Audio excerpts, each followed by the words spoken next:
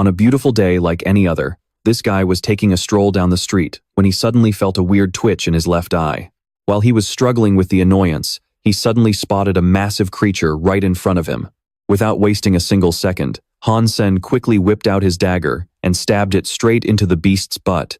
A piercing scream rang out, instantly catching the attention of everyone nearby. And right then, the beast started to transform, turning into a woman. And Han Sen's blade was still jammed right in her rear, creating a totally awkward scene. Wait, is that Qin Xuan? Getting stabbed right in the backside in broad daylight. This kid has some serious balls to target Qin Xuan like that. Who on earth is he anyway?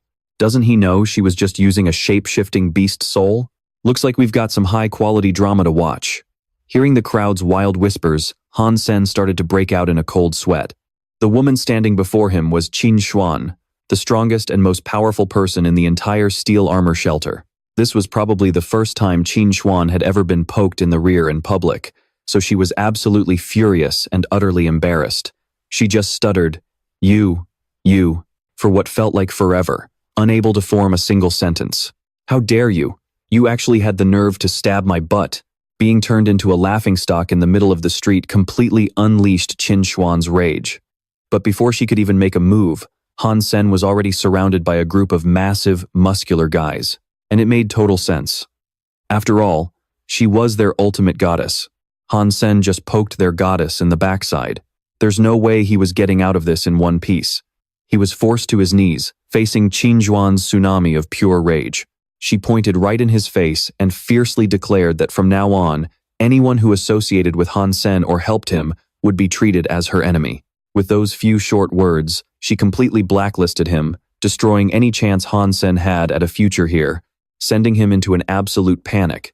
Han Sen couldn't even comprehend how he managed to end up in this mess the second he arrived at God's sanctuary. Han Sen desperately wished this was all just a nightmare, but unfortunately, Qin Xuan's words held way too much weight. He was left with no choice but to hunt all on his own. With his limited abilities, Han Sen could only hunt low-level creatures, taking out all his frustration on a bunch of black beetles. Eating these creatures can randomly grant anywhere from 0 to 10 geno points. But even after eating over 30 of them in a row, Han Sen's geno points refused to go up any further. Right now, human evolution is measured by 4 categories of geno points: ordinary, primitive, mutant, and sacred blood.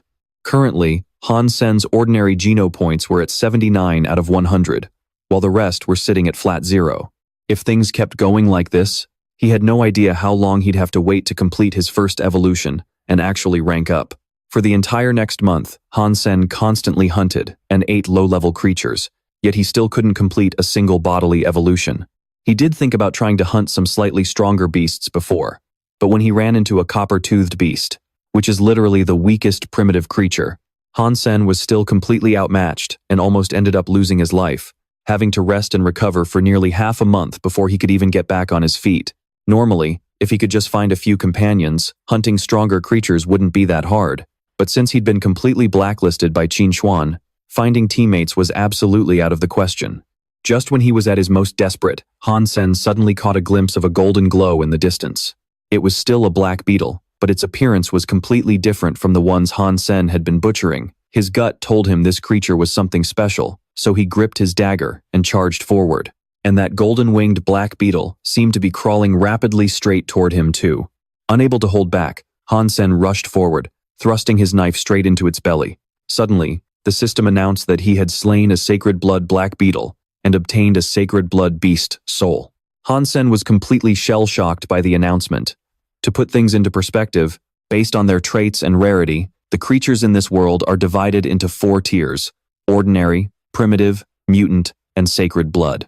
Sacred blood creatures are the absolute rarest of the rare, yet Han Sen somehow lucked out and found one.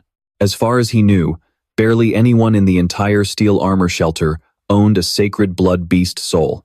It seemed heaven hadn't abandoned him just yet. After consuming the creature's meat, Han Sen gained 7 sacred blood geno points. As for the beast soul he got from the black beetle, it turned out to be armor type.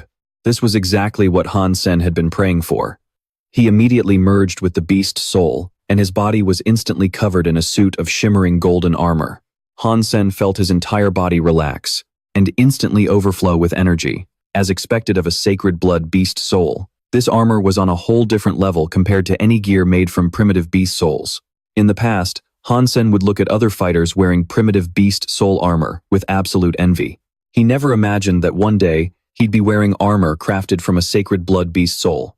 Eager to test it out, Han Sen targeted a massive boulder to gauge his new power. He threw a single punch, and the huge rock instantly shattered into pieces. This raw power was so overwhelming that Han Sen couldn't help but gasp in awe. After living in misery for over 1 month, the day had finally come for him to turn his life around. With this massive harvest in hand, Han Sen headed straight back to the steel armor shelter. Even though he had already eaten some raw meat from the sacred blood black beetle and gained 7 sacred geno points, there was still some left over. So, Han Sen brought it back to make some broth. Drinking the whole pot would surely net him a few more points. But besides the meat and the beast soul, he also managed to dig out something else from that black beetle. It looked like a highly polished crystal, but it definitely didn't seem like any part of the insect's body. While Han Sen was busy examining the crystal, the green-scaled beast caged nearby suddenly shot out its long tongue and snatched it away. And before Han Sen could even react, the beast had already swallowed the crystal whole. After swallowing it, the green-scaled beast went completely still for so long that Han Sen actually thought it had died. But then, the creature suddenly began to mutate, its body swelling in size until it shattered the cage and lunged forward, trying to bite Han Sen's head off. Quick on his feet, he drew the dagger at his waist and delivered a fatal stab. Fortunately, the green-scaled beast's combat strength wasn't that high. Han Sen got a massive scare, but he managed to make it out in one piece. Once the creature died, the system played the usual announcement in his mind. Interestingly, this green-scaled beast had started off as just an ordinary class creature, yet after swallowing that crystal, it evolved into a primitive class. It was highly likely that the crystal was what triggered its evolution. It was just like that abnormal sacred blood black beetle. Eager to confirm his theory, Han Sen immediately cut open the green-scaled beast's carcass. The crystal was still perfectly intact inside its stomach. Right then, a bold idea popped into Han Sen's head. He wasn't sure if this crystal could help other creatures evolve all the way to the sacred blood class, but if it was true, he could exploit it to the absolute limit and completely turn his life around in no time. While Han Sen was celebrating his newly found treasure, back at his house, his mother, Luo Sulan, was dealing with a massive headache caused by their so-called relatives. With Han Sen's father gone, his uncles had shown up to bully the widow, Luo Sulan, demanding she hand over the house. Their excuse was that this old house originally belonged to Han Sen's grandparents, and they weren't about to let Luo Sulan keep it all to herself. You've lived here for over 20 years and got a massive free ride. It's about time you hand over our share of the estate, Han Sen's second uncle, Han Lei, demanded in an incredibly arrogant tone. Second brother is absolutely right, Han Sen's uncle-in-law chimed in. This old house is worth 3 million. If you give each of our families 1 million, the house is yours. Otherwise, you need to sell it immediately. This time, it was Han Sen's second aunt speaking up. Luo Sulan was in a terrible bind. Her husband had just passed away, and she was so broke she had no idea where she could dig up 2 million to pay them off.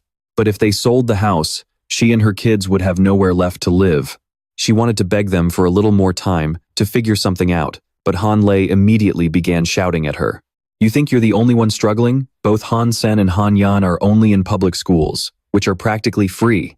Our Han Hao goes to a private academy, and the annual tuition alone is enough to turn my hair gray. Then, taking matters into his own hands, he gave Luo Sulan a deadline of just 1 month.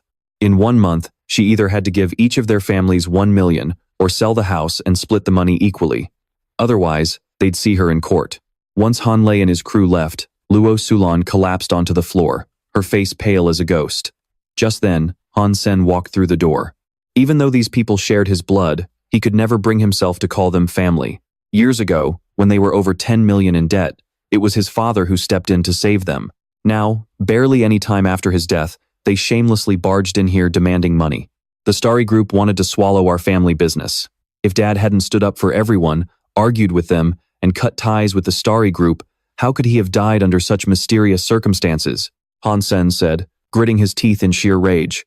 Luo Sulan wept helplessly, blaming herself for being so useless that she couldn't even protect their old family home. Seeing his mother like this, Han Sen felt his heart break into a million pieces. Don't worry, Mom.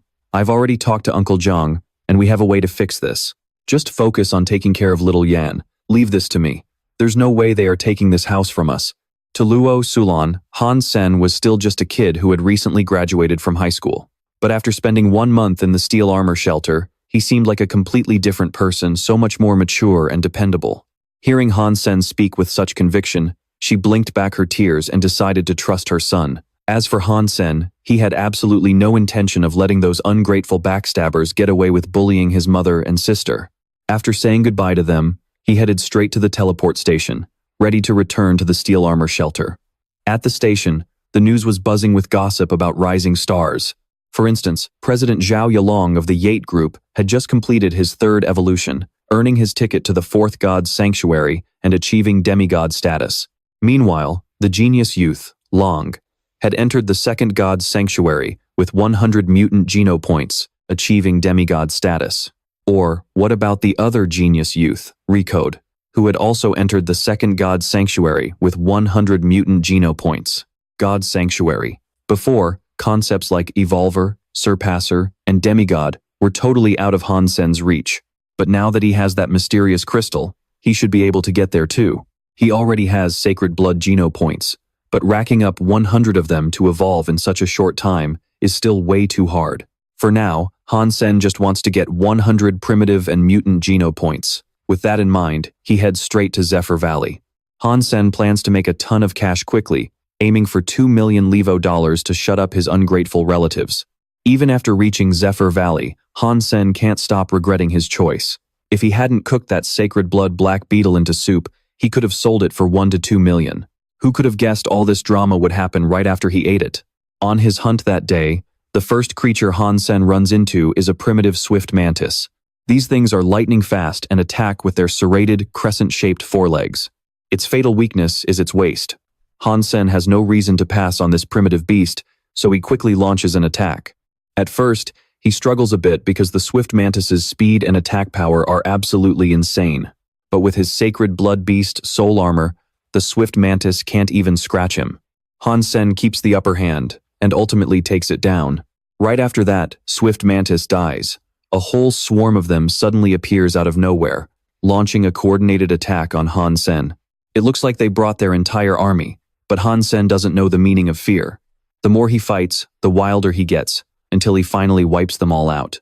Meanwhile, another hunter arrives at the entrance of Zephyr Valley. It's one of Qin Xuan's men, a wealthy 2nd-generation kid named Su Xiaochao. Even though he's filthy rich, Su Xiaochao is actually just a total simp. Desperate for Qin Xuan's approval, he's willing to throw himself into danger to hunt beasts. But once he enters the valley, Su Xiaochao senses that something is seriously off. There isn't even a single swift mantis in sight. At first, he thinks some squad must have swept through and cleared them out, but a quick look around tells him a large group didn't pass through here. Then, Su Xiaochao spots some blood.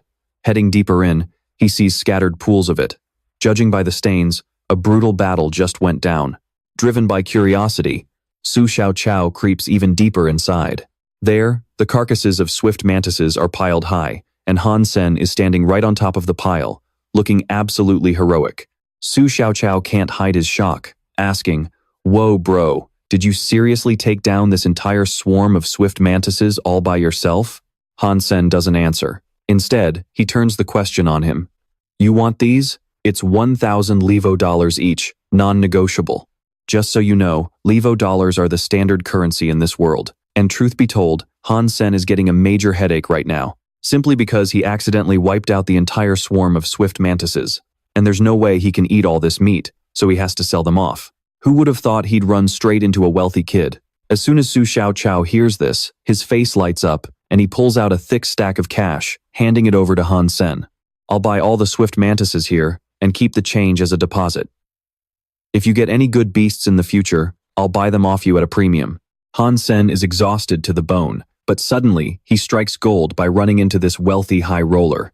So he asks for Su Xiaochao's name and room number so he can find him directly whenever he gets some high-quality gear. "I'm Su Xiaochao, room 1046 at Steel Armor Shelter. What's your name and room number?" Han Sen, of course, isn't foolish enough to leak his info. After all, in Steel Armor Shelter, he's currently the most despised guy around. Taking the cash, Han Sen leaves, promising to hit him up if he gets anything good. Dollar? I only care about dollar, Han Sen says. But who knew Su Xiaoqiao would be such a dummy? Han Sen meant he only cares about cash, but Su Xiaoqiao misinterprets it as his name being dollar. Feeling it's disrespectful to call a master by his direct name, he starts calling him Brother Dollar.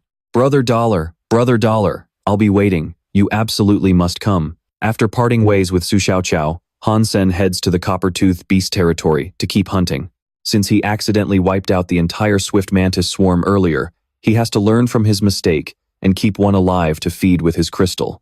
The copper-toothed beast is also a primitive creature. Han Sen slaughters them one by one, and finally, he obtains a beast soul. Copper-toothed beast souls are highly sought after. Their soul takes the form of a weapon, which is exactly what Han Sen is currently missing. Now that he has both armor and a weapon, his combat power has shot up significantly. After a long, exhausting day of hunting, Han Sen heads back to Steel Armor Shelter. Just as he reaches the entrance, he runs into a squad riding beast mounts heading out. Taking a closer look, it's the gang of the Son of Heaven. He's the local tyrant around here, and also one of Qin Xuan's persistent suitors. The moment the Son of Heaven spots Han Sen, his expression turns icy cold. Without saying a single word, he whips out his lash. Crack! A whip lashes violently across his back. Caught completely off guard, Han Sen doesn't even have time to dodge and takes a stinging, painful hit. You piece of trash! Son of Heaven yells in a cold, condescending voice. Who had the absolute nerve to sell a primitive beast to a nobody like you? Getting whipped out of nowhere leaves Han Sen absolutely furious. The nosy onlookers know exactly what's going on. Son of Heaven is clearly seeking payback because Han Sen stabbed his goddess in the rear end earlier. Here in the Steel Armor Shelter, nobody is crazy enough to cross him, so not a single soul dares to stand up for Han Sen. If I ever find out who dared to sell that creature to you, both of you will pay a heavy price. Son of Heaven threatens arrogantly. He obviously refuses to believe that Han Sen actually hunted that copper-toothed beast on his own. With that, Son of Heaven spurs his mount and rides off. His lackey riding behind him, Luo Tianyang, also shoots Han Sen a deadly glare. Their squad is in a rush to get somewhere else today. Otherwise, Son of Heaven definitely wouldn't have let him off with just a single lash. Han Sen rubs the burning whip wound on his shoulder, cursing those bastards under his breath. He needs to use that black crystal to boost his strength as fast as possible, so these jerks will finally stop looking down on him. Revenge is a dish best served cold. One day, he will grind these people right under his boots. 3 days later, inside Han Sen's room at the Steel Armor Shelter, the copper-toothed beast he has been feeding with the crystal starts to transform. Once its entire body turns bronze like a statue, it will have completely evolved into a mutant, copper-toothed beast. However, even though its fur is glowing with a bronze luster, it is still a far cry from a true mutant beast. It seems evolving from a primitive creature to a mutant one is much harder than going from ordinary to primitive. Han Sen has no choice but to wait patiently. But just sitting around is a total waste of time. In the meantime, he decides to head out and hunt some primitive creatures to make some cash.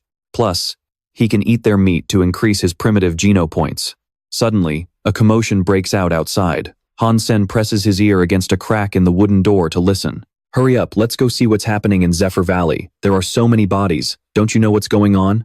The 3 overlords of Steel Armor Shelter have teamed up to hunt a sacred blood creature. Hurry, we might be able to scavenge some leftovers. The moment he hears sacred blood creature, Han Sen knows exactly where he needs to go next. He rushes at full speed towards Zephyr Valley. Looking down into the canyon, Han Sen can see Son of Heaven and Qin Xuan joining forces to hunt the beast. Their target is a sacred blood creature of unmatched power. Watch out, dodge it. Someone in the squad suddenly screams. Han Sen watches Son of Heaven pull off a spectacular leap, barely dodging the sacred blood creature's deadly strike. But because of that, Son of Heaven's beast soul mount is ripped to shreds by the monster. Even though they are both sacred blood creatures, this monster's power is on a completely different level compared to the black beetle Han Sen hunted. Look at that. Even though it is surrounded by Son of Heaven's entire squad, it remains completely unscathed. However, the beast does not seem to want a drawn-out fight. After carving a path of blood, it quickly makes a run for it. After wasting so much effort and having his mount slaughtered, there is no way Son of Heaven will let this thing escape. He pulls out his ultimate weapon, a green bow. One look, and Qin Xuan can tell it is a sacred blood beast soul. The catch is, this beast soul of Son of Heaven's is a single-use item. It seems he is going all in on this fight. Take this, you monster. Son of Heaven draws his bow and releases an arrow, aiming straight at the sacred blood beast. The shot is incredibly precise, bringing the beast crashing down, clinging to its very last breath. Admittedly, Son of Heaven looked pretty cool just now, and he's already taking the opportunity to show off to Qin Xuan. But out of nowhere, Han Sen drops from the sky, delivering the final blow to steal the kill on the Bloody Slayer. Thanks to that, he secures its beast soul, a double-edged golden axe that looks incredibly powerful. Son of Heaven's men are completely clueless about what just happened. Only Su Xiaoqiao, recognizing Han Sen's black beetle armor, realizes who he is. Obviously, Son of Heaven isn't about to let this slide, and he charges forward in a rage. His entire squad follows suit, swarming forward to hunt Han Sen down. He runs with all his might, but that golden axe is incredibly heavy, dragging Han Sen down. And that is exactly why he was being chased. Just like we saw at the very beginning of our story. Even though Han Sen has a few sacred blood geno points in his system now, carrying that massive axe makes walking a struggle, let alone running. At this rate, Han Sen is terrified he will be caught in no time, especially with Son of Heaven hot on his heels. The heavy axe on his shoulder is making it hard to even breathe. He just got the crystal, and a bright future is right ahead of him. Is it really going to end in such a miserable defeat?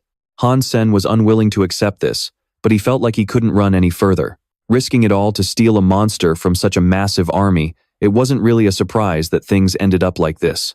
Mom, Xiaoyan, I'm sorry, I've got nothing left.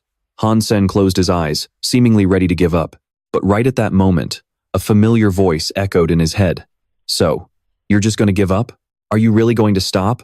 Are you sure you want to give up, little Sen? This voice belonged to his late father. Han Sen recalled when he was a kid, his father had him play a virtual reality game. Back then, Han Sen was too terrified to take another step after watching a player ahead of him get devoured by a monster. But his father taught him that danger and opportunity always go hand in hand, and he couldn't let his fear of danger stop him from moving forward. That conversation between father and son suddenly came back to him with vivid clarity. His father had told him that evolution, by its very nature, is a risky journey for all living things. Only by constantly pushing forward and shedding blood can one become stronger. In that game, they were surrounded on all sides by monsters. His father warned him that in the real world, a day would come when he would also find himself driven into a corner.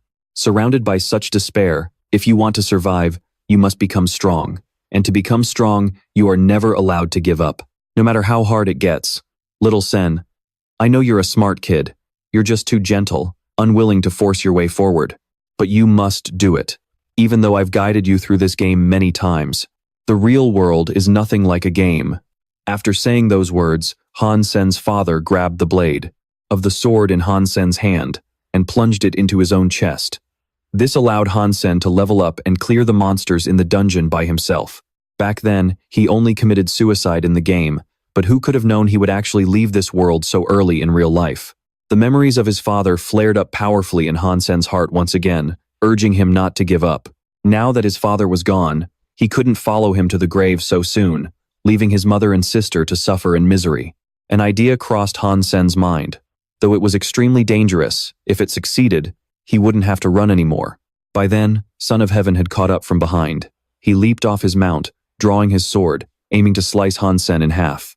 But right at that moment, he merged the beast soul of the Bloody Slayer with the beast soul of the Black Beetle. Han Sen was transformed into a half-human, half-beast form, his upper body human, and his lower body that of a black beetle. With the burden lifted, his running speed skyrocketed, allowing him to dodge Son of Heaven's blade in the blink of an eye. The crowd behind them could only stare in shock as they watched Han Sen fuse two different beast souls. Some even remarked that fusing two beast souls could bring a person to the brink of death. They couldn't understand why he would dare to attempt something so reckless. Doing something so reckless while trying to escape, he must have completely lost his mind. But even so, Son of Heaven had no intention of letting Han Sen go. He and his subordinates continued the chase. During their recent clash, several other evolved fighters had been watching from high above, and they all shared a bitter, irreconcilable hatred for Son of Heaven. They had no idea who Han Sen was, but they couldn't help but admire him for pulling off such a daring stunt, feeling incredibly satisfied to see that Shen guy driven into such a miserable corner. This mountain had 9 bends and 18 paths. As long as Han Sen took the right route, Son of Heaven would never be able to find him. He even used a sacred blood beast soul arrow, yet he couldn't even touch a single hair of that strange beast. Son of Heaven suffered a massive loss this time. It seriously cracks me up. Haha, if that golden sacred blood beast soul axe were sold, it would definitely bring in a fortune. It must be worth a ton of money. Money? You think you can just buy a sacred blood beast soul just because you have cash? I wonder who that guy is. I think I heard someone call him Dollar earlier. What a great name. Literally screams money. While those evolved fighters were gloating over Son of Heaven getting pranked, Han Sen had already made his escape. He found a secluded spot in the forest to stop. Different beast souls have different forms and functions. It seemed that the sacred blood, with Han Sen's current capabilities, this transformation could last for about 7 or 8 minutes. Luckily, he chose to run instead of fighting Son of Heaven's army. Otherwise, once those 7 or 8 minutes were up, he would have been torn to shreds. This axe couldn't be stored away in his inventory like other beast souls. Han Sen bet that the gates of Steel Armor Shelter were currently swarming with Son of Heaven's troops, so there was no way he could bring the axe back inside. Faced with this situation, Han Sen had no choice but to temporarily bury it in the forest. After finishing his business, he headed back to Steel Armor Shelter late at night. Just as expected, Son of Heaven's men were gathering in massive numbers at the entrance, with everyone trying to enter the shelter, forced to undergo a thorough search. But they couldn't find a single thing on Han Sen, so he was able to pass through without any trouble. Inside Steel Armor Shelter, everyone was gossiping about how Son of Heaven had been made a fool of by some guy named Dollar. He even had to use his only one-use sacred blood arrow, but still ended up losing the beast soul right in front of him. Hearing this, Han Sen was absolutely thrilled. Just this afternoon, Son of Heaven had given him a beating, but by tonight, Han Sen had already paid him back tenfold. That night, Qin Xuan called Su Xiaoqiao into her private office. The reason was because he had accidentally let it slip, calling Han Sen Brother Dollar. This made Son of Heaven suspect that the two of them were connected. If Qin Xuan hadn't spoken up to defend him, Su Xiaoqiao's life would have been forfeit. Hurry up and tell me, who on earth is Dollar?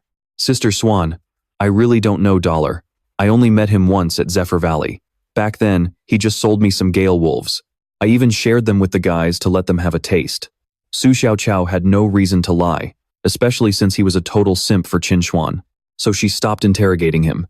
Instead, she wanted Su Xiaoqiao to contact Dollar and let him know she wanted to buy his sacred blood beast soul for a premium price. By nighttime, Han Sen couldn't sleep, so he went out to hunt again. Son of Heaven had put a massive bounty on his head under the name Dollar. The reward was so ridiculously high that Han Sen was actually tempted to turn himself in just for the cash. But of course, he wasn't that stupid. However, there was one major problem currently giving Han Sen a massive headache. His ordinary Geno points were now at 91 out of 100, his primitive Geno points were at 10, and his sacred blood Geno points were at 8, but he still hadn't gained a single mutant Geno point yet. This was definitely not good. At that moment, Han Sen was stalking a strange beast deep beneath a lake. He waited a long time before it finally popped its head up, revealing a single eye. But it quickly submerged back down, and the reason it retreated was because there was a sudden disturbance in the woods. Alert, Han Sen perked up his ears to listen. A moment later, a figure emerged from the forest, but his clothes were in tatters, and he looked incredibly suspicious. The man also quickly spotted Han Sen. He asked him where they were, claiming he was from Glory Shelter. This is the Techies Mountains north of Steel Armor Shelter. I have no idea where your Glory Shelter is, Han Sen replied. Hearing this, the man's expression darkened slightly. Steel Armor Shelter. Have I really wandered so far that I'm now in the territory of another shelter?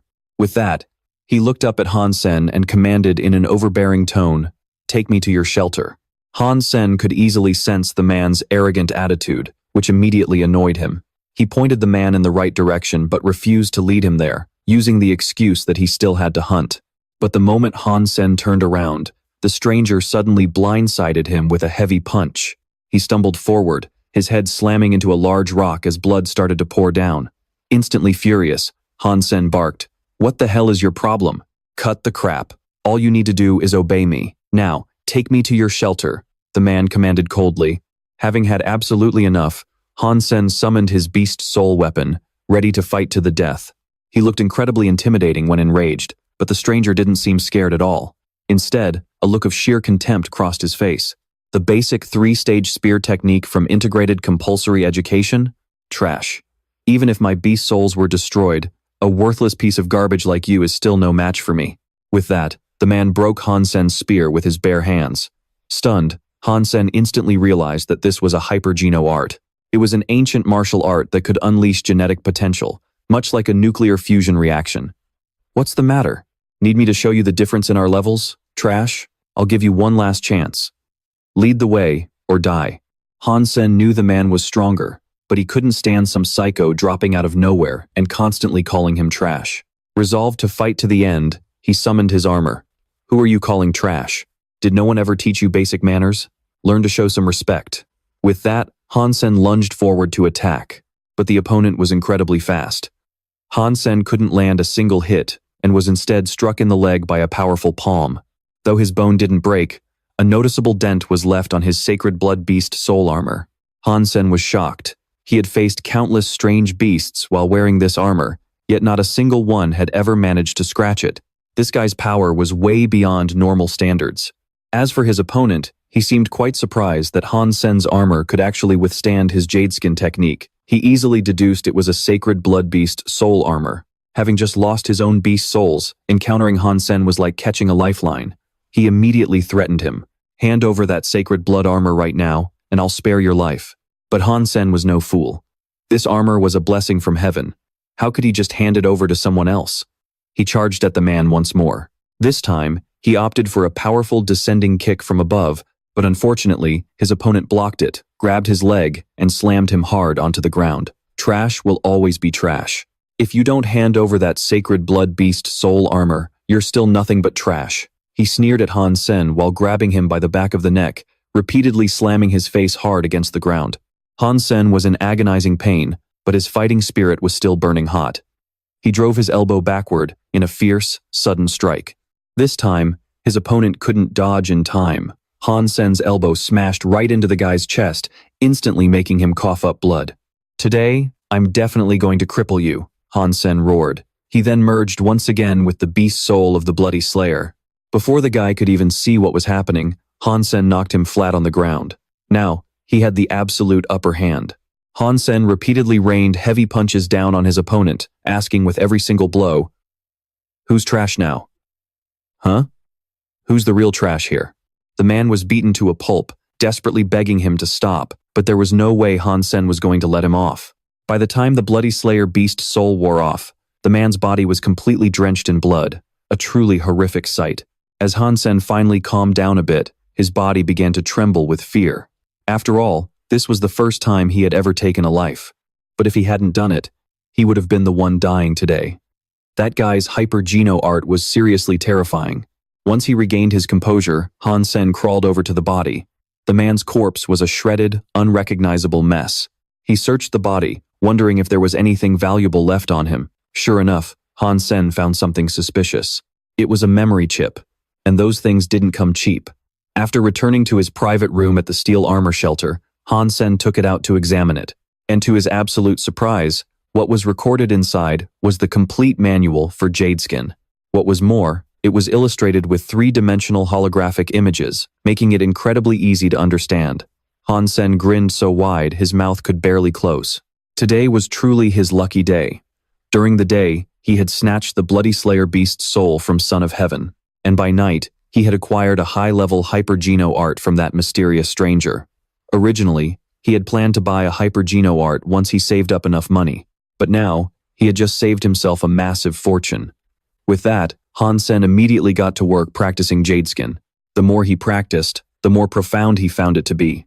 About 3 days later, Han Sen felt his body growing colder and colder by the moment, but at the same time, he was getting stronger, and even his skin had become noticeably smoother. His body temperature was now a full 2 degrees lower than a normal person's. This had to be the signature trait of Jadeskin. Right then, Han Sen's phone rang. It was Zhang Danfeng. "Han Sen, it's been forever. Let's hang out. Han Hao and Shui Shi are both coming." Hearing Han Hao's name, Han Sen agreed immediately. Han Hao was Han Lei's son, which made him Han Sen's cousin. Even though Son of Heaven's crew was desperately searching everywhere for him, nobody knew that Han Sen was actually Dollar, so going out for a bit should be fine. Before long, Zhang Danfeng drove over to pick him up. On the way, Han Hao kept bragging to Shui Shi about the epic showdown between Son of Heaven and Dollar. He kept gushing about how cool Dollar was back then. Han Sen didn't know whether to laugh or cry. If Han Hao found out that the legendary Dollar he was worshipping was actually his own cousin, the kid would probably freeze up in shock, and he definitely wouldn't be praising him like that in front of a girl anymore. Still, Han Sen really wished Han Hao hadn't been sent to the steel armor shelter, because dealing with family issues was always such a headache. Ever since his father passed away, his relatives had looked down on them, even going as far as to humiliate his family. Han Sen had no intention of keeping in touch with them, so having their son show up here was highly awkward. Danfeng, where are we going? Han Sen asked, getting a bit impatient as Zhang Danfeng kept driving on and on. We're almost there. Look ahead. The place they arrived at was the Xinghui Dojo. It turned out Zhang Danfeng wanted to watch a match. Today features a match by Tang Zhenliu. He ranked 5th in the First God Sanctuary last year, and even got his name on the sacred steel. For the past few years, Qin Xuan had always been the top ranker on the martial arts monument at the steel armor shelter. Yet her name had never once appeared on the sacred steel. While Zhang Danfeng was rambling on, down in the arena, Tang Zhenliu had already summoned his beast soul. It was the sacred blood beast soul, the raging Dementor. Zhang Danfeng gasped repeatedly, his eyes and voice filled with pure envy. Man, if I could get a beast soul like that, my life would be complete. In contrast to his excitement, Han Hao remained completely calm. What's so special about that beast soul? I bet Tang Zhenliu's raging Dementor can't even compare to half of Dollar's sacred blood beast soul. Zhang Danfeng snorted, giving Han Hao a highly skeptical look. I don't know how strong this Dollar guy is, but he stole his beast soul from someone else. That's not what a real hero does. How can a cheap thief like him be compared to someone like Tang Zhenliu? The very target of Zhang Danfeng's contempt was sitting right next to him. Han Sen heard every single word loud and clear, and it felt like a total dagger to the heart. But then again, the guy wasn't entirely wrong. Still, you'd have to be an idiot not to steal the Bloody Slayer beast soul in that situation, especially since Son of Heaven was his sworn enemy. It seemed best not to tell Zhang Danfeng the truth for now. To avoid unnecessary drama, Han Sen kept his identity as Dollar a secret. For the next 2 weeks, he spent his time hunting while taking care of those 100 copper-toothed beasts. Just as he hoped, one of them successfully evolved into a mutant copper-toothed beast. Although he really wanted to eat it to boost his mutant geno points, he needed money a lot more right now. So, Han Sen took the initiative to contact Su Xiaoqiao. That night, they agreed to meet up at Sunset Valley. Su Xiaoqiao bought the mutant copper-toothed beast meat for $2 million. Taking this opportunity, Su Xiaoqiao also let Han Sen know that Qin Xuan wanted to buy the Bloody Slayer beast soul and that golden double-edged axe. He wasn't surprised at all, and just told Su Xiaoqiao to pass along a message, saying that if Qin Xuan could offer a satisfying price, he would sell. After wrapping up the deal, Han Sen went back to hunting. His target this time was the quartz scorpions inside the bottomless cave. These creatures were highly venomous. Fortunately, Han Sen had his black beetle armor, so they couldn't do a thing to him. After completely clearing out the cave, Han Sen slung a sack full of quartz scorpions over his shoulder and headed out. But before he even reached the exit, he heard someone calling out to him, "Brother Dollar, is that you?" As the light ahead grew clearer, he saw that the person sitting there was none other than Qin Xuan. Han Sen thought she was there to settle a score, so he pretended to be deaf and tried to walk right past her. But Qin Xuan called out, begging him to take her along. Only then did Han Sen notice her ankle was injured, and he realized she had no idea he was the same guy who had stabbed her rear end not too long ago. With this full suit of armor covering him head to toe, he didn't have to worry about being recognized at all. Since that was the case, Han Sen wanted to seize this opportunity to squeeze some benefits out of her. He sat down next to her, pretending to examine her injury, and asked, "It looks like you've been poisoned by a quartz scorpion. How did that even happen? You're clearly very strong." "A quartz scorpion sneaked up on me just as my dragon spit incense was about to burn out," Qin Xuan said, as a dagger materialized in her hand. Han Sen recognized this weapon. It was a dagger summoned from her sacred blood malicious butterfly beast soul. "Don't even think about taking advantage of me. Your armor won't be able to block this." Han Sen had originally planned to tease her a bit, but he didn't expect her to read his mind and be so heavily on guard. "Don't get me wrong, I don't have any bad intentions. Didn't you want me to take you with me?" Han Sen quickly waved his hands, acting as if he had been totally misunderstood. Qin Xuan still didn't let her guard down, proposing a deal that if Han Sen could guide her safely out of the bottomless cave, she would pay him a handsome sum of money as a reward. After all, he had been making deals with Su Xiaoqiao specifically to earn cash. But since Han Sen had already made $2 million to clear his mother's debt, he wasn't desperate for cash anymore. It's true that I like money, but I don't really need it right now. You just mentioned that Quartz Scorpion. Is it still alive? I killed it. It's right behind me. Is there a problem? Saying this, Qin Xuan took a moment to look Han Sen up and down. She was quite surprised to see that his armor didn't have a single scratch on it, even though he had just faced the Quartz Scorpions. As for Han Sen, he agreed to carry her out without asking for cash. In return, he wanted a mutant beast soul as payment, plus the Quartz Scorpion she had just killed. The two quickly came to an agreement, and Han Sen carried Qin Xuan out on his back. Along the way, Qin Xuan kept wondering why Han Sen had gathered every single Quartz Scorpion back there, without leaving a single one behind. Before she knew it, Han Sen had already carried her back near the steel armor shelter. Since neither of them wanted to be seen by others, he just set her down near the entrance. True to her word, Qin Xuan handed Han Sen a mutant beast soul. While she was at it, she also brought up the Bloody Slayer beast soul and the double-edged axe. Qin Xuan really wanted to buy them, offering a price of $6 million.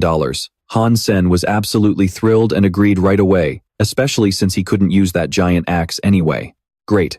Get the money ready, and I'll let you know the time and place through Su Xiaoqiao. After taking off his armor, Han Sen headed back into the steel armor shelter with his spoils. As soon as he walked through the gate, he ran into Han Hao, but the guy pretended not to know his own cousin. Only after his friends left did Han Hao pull Han Sen into a quiet corner. It turned out, Han Hao acted this way because he had heard that Han Sen had kicked 2 hornets' nests, namely Qin Xuan and Son of Heaven, and he didn't want anyone finding out they were related. My journey is just starting, and I don't want you dragging me down, Han Hao said. Han Sen replied, Fine, I'll keep my mouth shut. We are complete strangers in this shelter. Han Sen spat out the words and walked away. Just a few days ago, he was still feeling awkward, not knowing how to face his cousin. But now that Han Hao had chosen to look down on him just like his parents did, Han Sen didn't have to waste another thought on him. Returning to his room with a heavy pocket of cash, he smiled, knowing his life was finally about to take a turn for the better, even if only a little bit.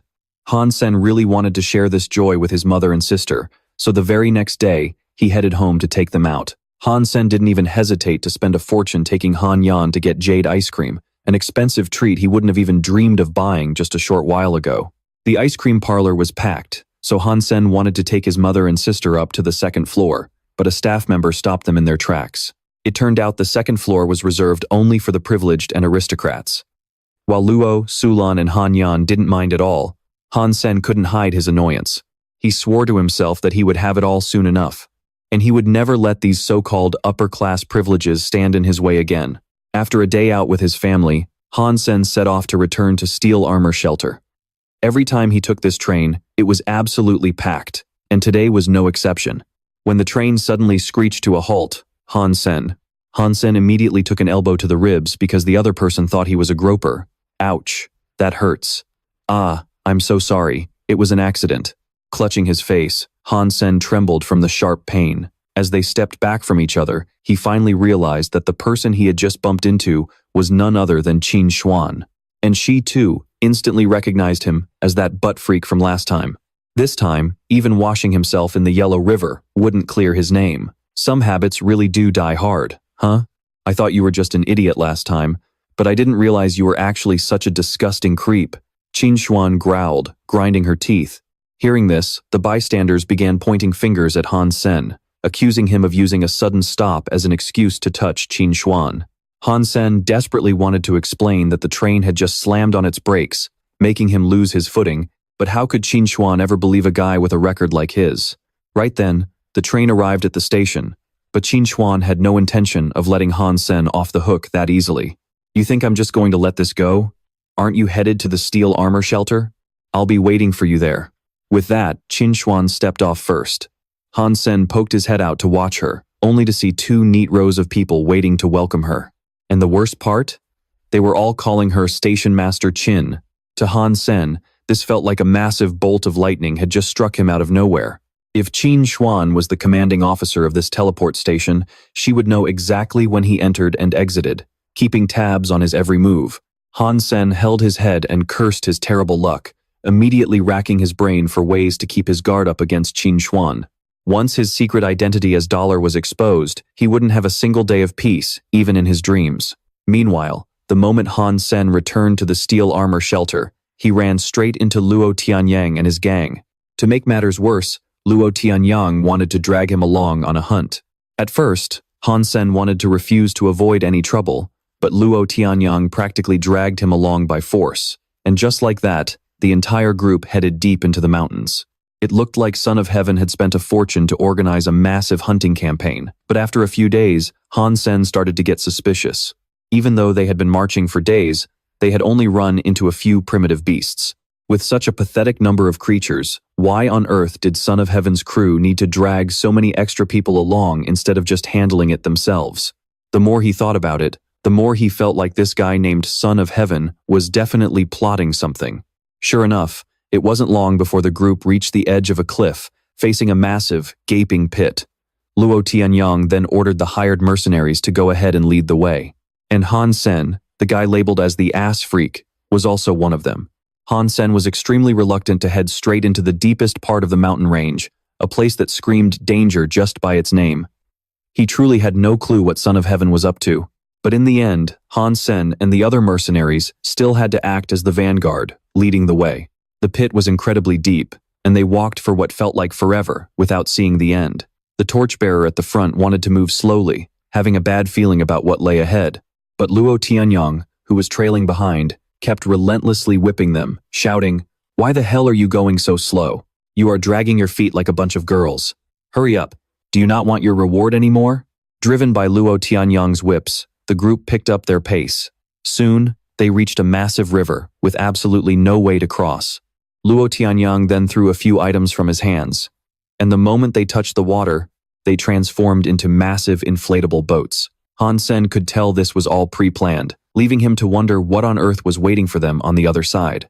What was even weirder was that Son of Heaven and his goons did not even bother getting on. While Han Sen was lost in thought, the water suddenly began to violently ripple. From the deep, a massive creature suddenly surged upward, sending the inflatable boats rocking wildly. Son of Heaven stood on the shore, looking utterly smug as he muttered, "You have finally shown yourself, bloody black-scaled giant serpent." Just the sudden appearance of the bloody black-scaled giant serpent immediately claimed several lives. Han Sen knew right away that that bastard Son of Heaven was up to no good. He was clearly using them as live bait to lure out the beast. The other boats that had not flipped yet immediately turned to flee, but Son of Heaven drew his sword and unleashed a slash, cutting off their only escape route. "You bunch of trash! Did you really think you could just take the money and run? Anyone who dares run, I will cut them down myself," he roared. The mercenaries were cut off and couldn't make it to shore, leaving them caught between a rock and a hard place. So they tried to bargain with Son of Heaven. "If that is the case, if we can hold out until the end, you have to give us a cut of the profits." Hearing this, Han Sen could only curse under his breath, calling them complete idiots. These fools were truly blinded by greed. It was obvious they were being used, while Son of Heaven and his crew stood safely on the shore, enjoying the show. A cut of the profits? Like hell that was going to happen. He was clearly leading them straight to their graves. Son of Heaven wanted to feed those people to the beast, using their lives to fill its belly and exhaust its strength so his own crew could cross the river safely. Han Sen despised him to the core. He had just started making a name for himself, and there was no way he was going to die over some stupid nonsense like this. Han Sen paddled as fast as he could, but he was still no match for the speed of the crimson black-scaled giant serpent. Before long, his inflatable raft was flipped over, but the moment he plunged into the water, Han Sen quickly summoned his black beetle armor. He couldn't do it earlier, because if anyone saw him, his secret identity as Dollar would be blown.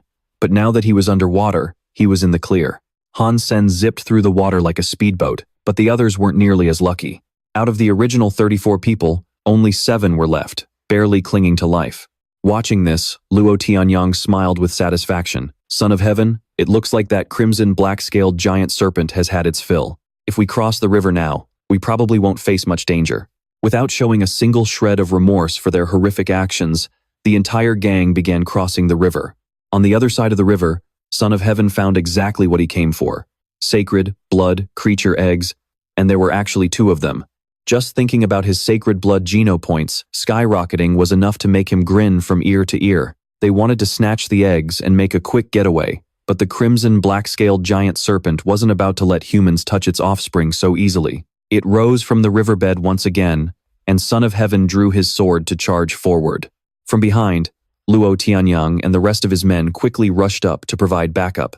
They literally threw two unfortunate mercenaries straight into the monster's mouth to secure their own escape. Son of Heaven thought he was home free, but to his surprise, someone was blocking his escape route. More precisely, it was Han Sen, disguised as Dollar, standing right in his path. Holding the sacred blood eggs, Son of Heaven was grinning so hard, his eyes were practically closed. But while he was distracted, Han Sen ambushed him, punching his lights out.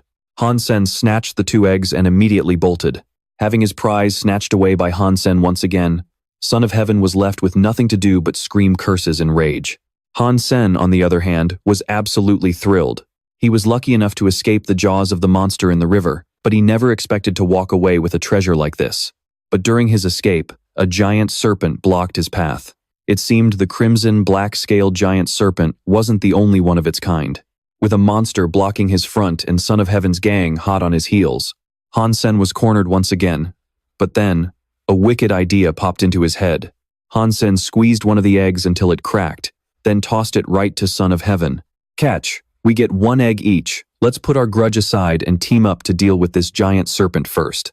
Son of Heaven instinctively caught the egg, but he had absolutely no intention of teaming up. He wanted to end Han Sen's life right then and there. Blinded by rage, Son of Heaven didn't even realize the egg was cracked until Luo Tianyang called out to warn him. But right at that moment, the furious giant serpent charged straight at him. Son of Heaven was forced to fight for his life, and taking advantage of the distraction, Han Sen made a clean getaway. He returned to the steel armor shelter in high spirits. Dollar had just swiped two sacred blood beast souls from Son of Heaven. You don't even need a brain to know how furious the guy must be right now.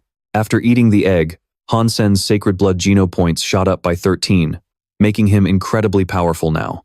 But the moment he stepped back into the steel armor shelter, Han Sen was hit with his next major headache. Qin Xuan, you sure know how to hide. I haven't seen your face in 2 weeks. Did you really think I'd let you off the hook? Having spent nearly 2 weeks trailing Son of Heaven's crew, Han Sen had completely forgotten that Qin Xuan wanted to settle the score once they returned. The moment he saw her, his face turned pale. If you can take 50 of my moves, then we will call it even. Hearing a deal that actually made sense, Han Sen immediately agreed. He did not believe that he could not even survive 50 moves from a girl. Qin Xuan stepped back into a fighting stance and said, "You make the first move." The moment she finished speaking, Han Sen lunged forward and threw a straight punch right at her face. Talk about having zero chivalry, hitting a girl right in the face. Qin Xuan stumbled back a few steps, cursing, "You dirty bastard." Seeing her look so miserable, Han Sen panicked and hurriedly apologized. He really just wanted to get this over with and get out of here, which was why he moved so fast. She had not even had time to get ready. Qin Xuan wiped the blood from her nose, stood up straight, and tried to speak. But before she could even get a curse word out, Han Sen served her another punch. This time, it definitely was not an accident. He was not about to let an open target like that go to waste. Qin Xuan was absolutely livid. She charged at Han Sen, unleashing a furious barrage of punches and kicks. The combat skills of someone trained in the military were truly on another level. Plus, being sucker punched twice by Han Sen had completely sent her off the deep end. She thrashed him so hard that all Han Sen could do was beg for mercy. In the end, he ended up taking every single one of the 50 blows. She did not hold back at all, so by the time he went back, his face was swollen and black and blue. This beating was a harsh reality check for Han Sen, making him realize he was still as weak as an ant. It looked like he had to train much harder to grow stronger. As for Qin Xuan, getting her revenge put her in a slightly better mood. Still, she could not stop thinking about those 2 punches. After taking a shower, she sat down to review the video of their fight. In her eyes, Han Sen's general close combat techniques were incredibly sloppy. However, those 2 explosive punches completely caught her off guard. Han Sen had struck without a single moment of hesitation. It was like he had transformed into a cold-blooded assassin, putting his entire weight into every blow.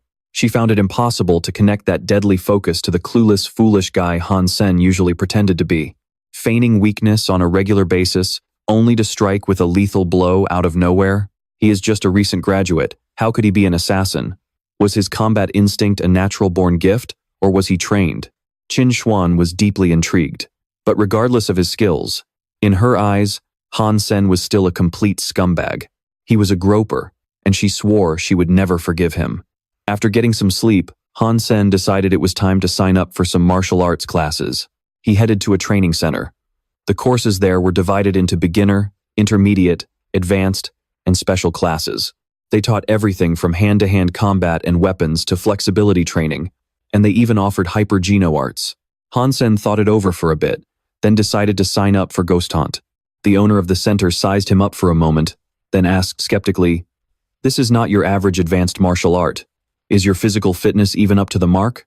Do not worry, 1 million, and I am paying by card." Han Sen pulled out his card and handed it over. In truth, after practicing Jadeskin, his body had become much stronger and more agile than before. In the past, Han Sen's dad had mentioned that Ghost Hunt was incredibly effective against women. That was why he picked this course, hoping to use it to deal with Qin Xuan. But when he finally got his hands on the manual, Han Sen was dumbfounded, realizing he had just flushed 1 million down the drain. The old devil's manual taught things like how to cling to women, locks, and tight embraces, which was absolutely shameless. If Han Sen actually tried this on Qin Xuan, she would only see him as an even bigger, disgusting creep. Still, 1 million was not a small sum of money, so Han Sen decided to go ahead and learn it anyway. "Qin Xuan, you better not push me in the future, or else I am definitely going to use you as my personal training partner." Han Sen spent the next few days practicing Ghost Hunt at the training center. By the time he returned to his room, he felt like a total pervert. He just hoped this shameful art would actually pay off later. He was in a terrible mood, but his spirits instantly lifted when he saw that his copper-toothed beast had successfully evolved into a mutant creature. He would keep feeding it until it evolved into a sacred blood copper-toothed beast. Plus, the Son of Heaven and his gang seemed to have given up their hunt for Dollar, likely due to a lack of clues. This was fantastic news for Han Sen, meaning he could roam around completely worry-free. Now that everything was settled, he finally began examining the mutant beast soul he had extorted from Qin Xuan. However, this beast soul was much smaller than he had expected. Most beast souls took the form of weapons or armor, but the one Qin Xuan gave him was a pet type. The problem was, this black cat was tiny, and he had no idea if it possessed any real combat capability. Wanting to test it out, Han Sen ordered the mutant three-eyed cat to attack a nearby triangular scaled beast. His pet dashed forward with high spirits, but before it could even strike, the triangular scaled beast easily swiped it away. The test was a total bust. Even though it was a mutant beast soul, this little pet was completely useless. Actually, it did know how to do something meow and act cute. Han Sen realized Qin Xuan had totally played him, but now wasn't the time to settle that score. For today's hunt, he had to fend for himself again. Over the next few days, Han Sen kept hunting, and of course, he still had to do all the heavy lifting alone. Because that mutant three-eyed black cat was completely useless, it actually ate even more than he did. Normally, beast souls didn't need to eat or drink. If they got hurt, you just had to recall them to rest for a bit, and they'd heal automatically. Even though this cat was zero help with hunting, it still kept Han Sen entertained. So he decided to keep it around and named it Meowth. While Han Sen and Meowth were busy enjoying some freshly grilled beast meat, a desperate cry for help echoed in the distance. It was another hunter. The second Han Sen saw what was chasing the guy, he bolted too. The man begged him in pure desperation. "Brother, don't run. I can pay you. Just name your price, and it's yours." It sounded tempting, but Han Sen wasn't stupid. The thing chasing the guy was a mammo beast, and just one of them was enough to trample him to death. And to make matters worse, there was a whole herd of them. Han Sen ran toward a massive cliff, quickly grabbed some vines, and climbed up to safety. The man begged Han Sen to pull him up. Showing some mercy, Han Sen reached down and managed to haul him up too. Just in the nick of time, the herd of mammo beasts charged beneath them. Both of them panted heavily, completely exhausted, though temporarily out of danger. But they still had to wait until the mammo beasts cleared out before they could head back down. "Man, what on earth did you do to get a herd of over 100 mammo beasts chasing you like crazy?" The man pulled out a pack of cigarettes, lit one up, and offered one to Han Sen. With a single glance, Han Sen could tell they were high-end cigarettes. Clearly, this guy was loaded. Han Sen took the cigarette and lit it. "I was in a rush to get somewhere, but my beast soul got destroyed. I was starving to death, so I tried to grab a baby mammo beast. By the way, brother, what's your name? Han Sen introduced himself, and the other guy introduced himself as Lin Beifeng. He then asked how far it was to Glory Shelter. Han Sen replied, "If you're asking about Steel Armor Shelter, it's about a few days' walk from here. But as for Glory Shelter, I have no idea." Hearing Han Sen's reply, the guy looked completely shocked. It turned out he had wandered into the territory of an entirely different shelter. He then reassured Han Sen that once they got back to a shelter, he would pay him back in full. But before that, we'll just have to enjoy each other's company. Han Sen replied while looking down at the mammo beasts, which showed no signs of leaving. Lin Beifeng grinned and asked Han Sen if he had any food or water. Since his hunt had been a total failure, his stomach was completely empty. Han Sen pulled out a cup of water and a piece of jerky. "That'll be $10,000 for the water and $10,000 for the jerky." Lin Beifeng looked a bit taken aback by the ridiculously inflated prices, but Han Sen didn't feel guilty at all. After all, it was a classic case of supply and demand. Lin Beifeng meekly asked if he could put it on his tab.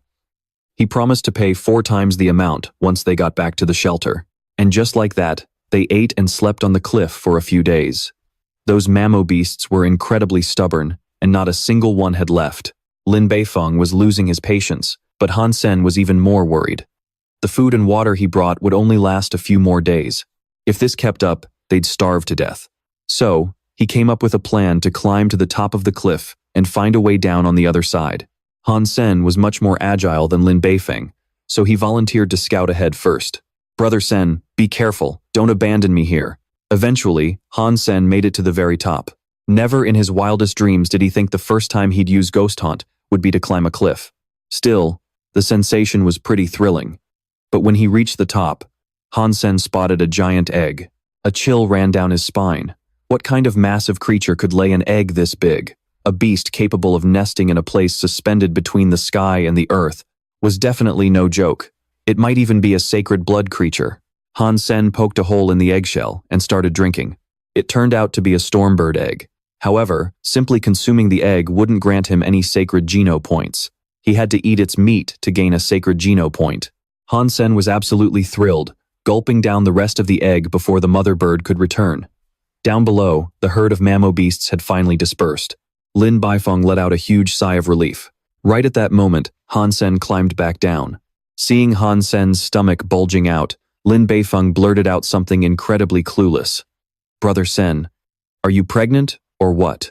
Han Sen was utterly speechless, so he just explained how he stumbled upon the stormbird egg. He had even saved a cup of the egg juice for Lin Beifeng.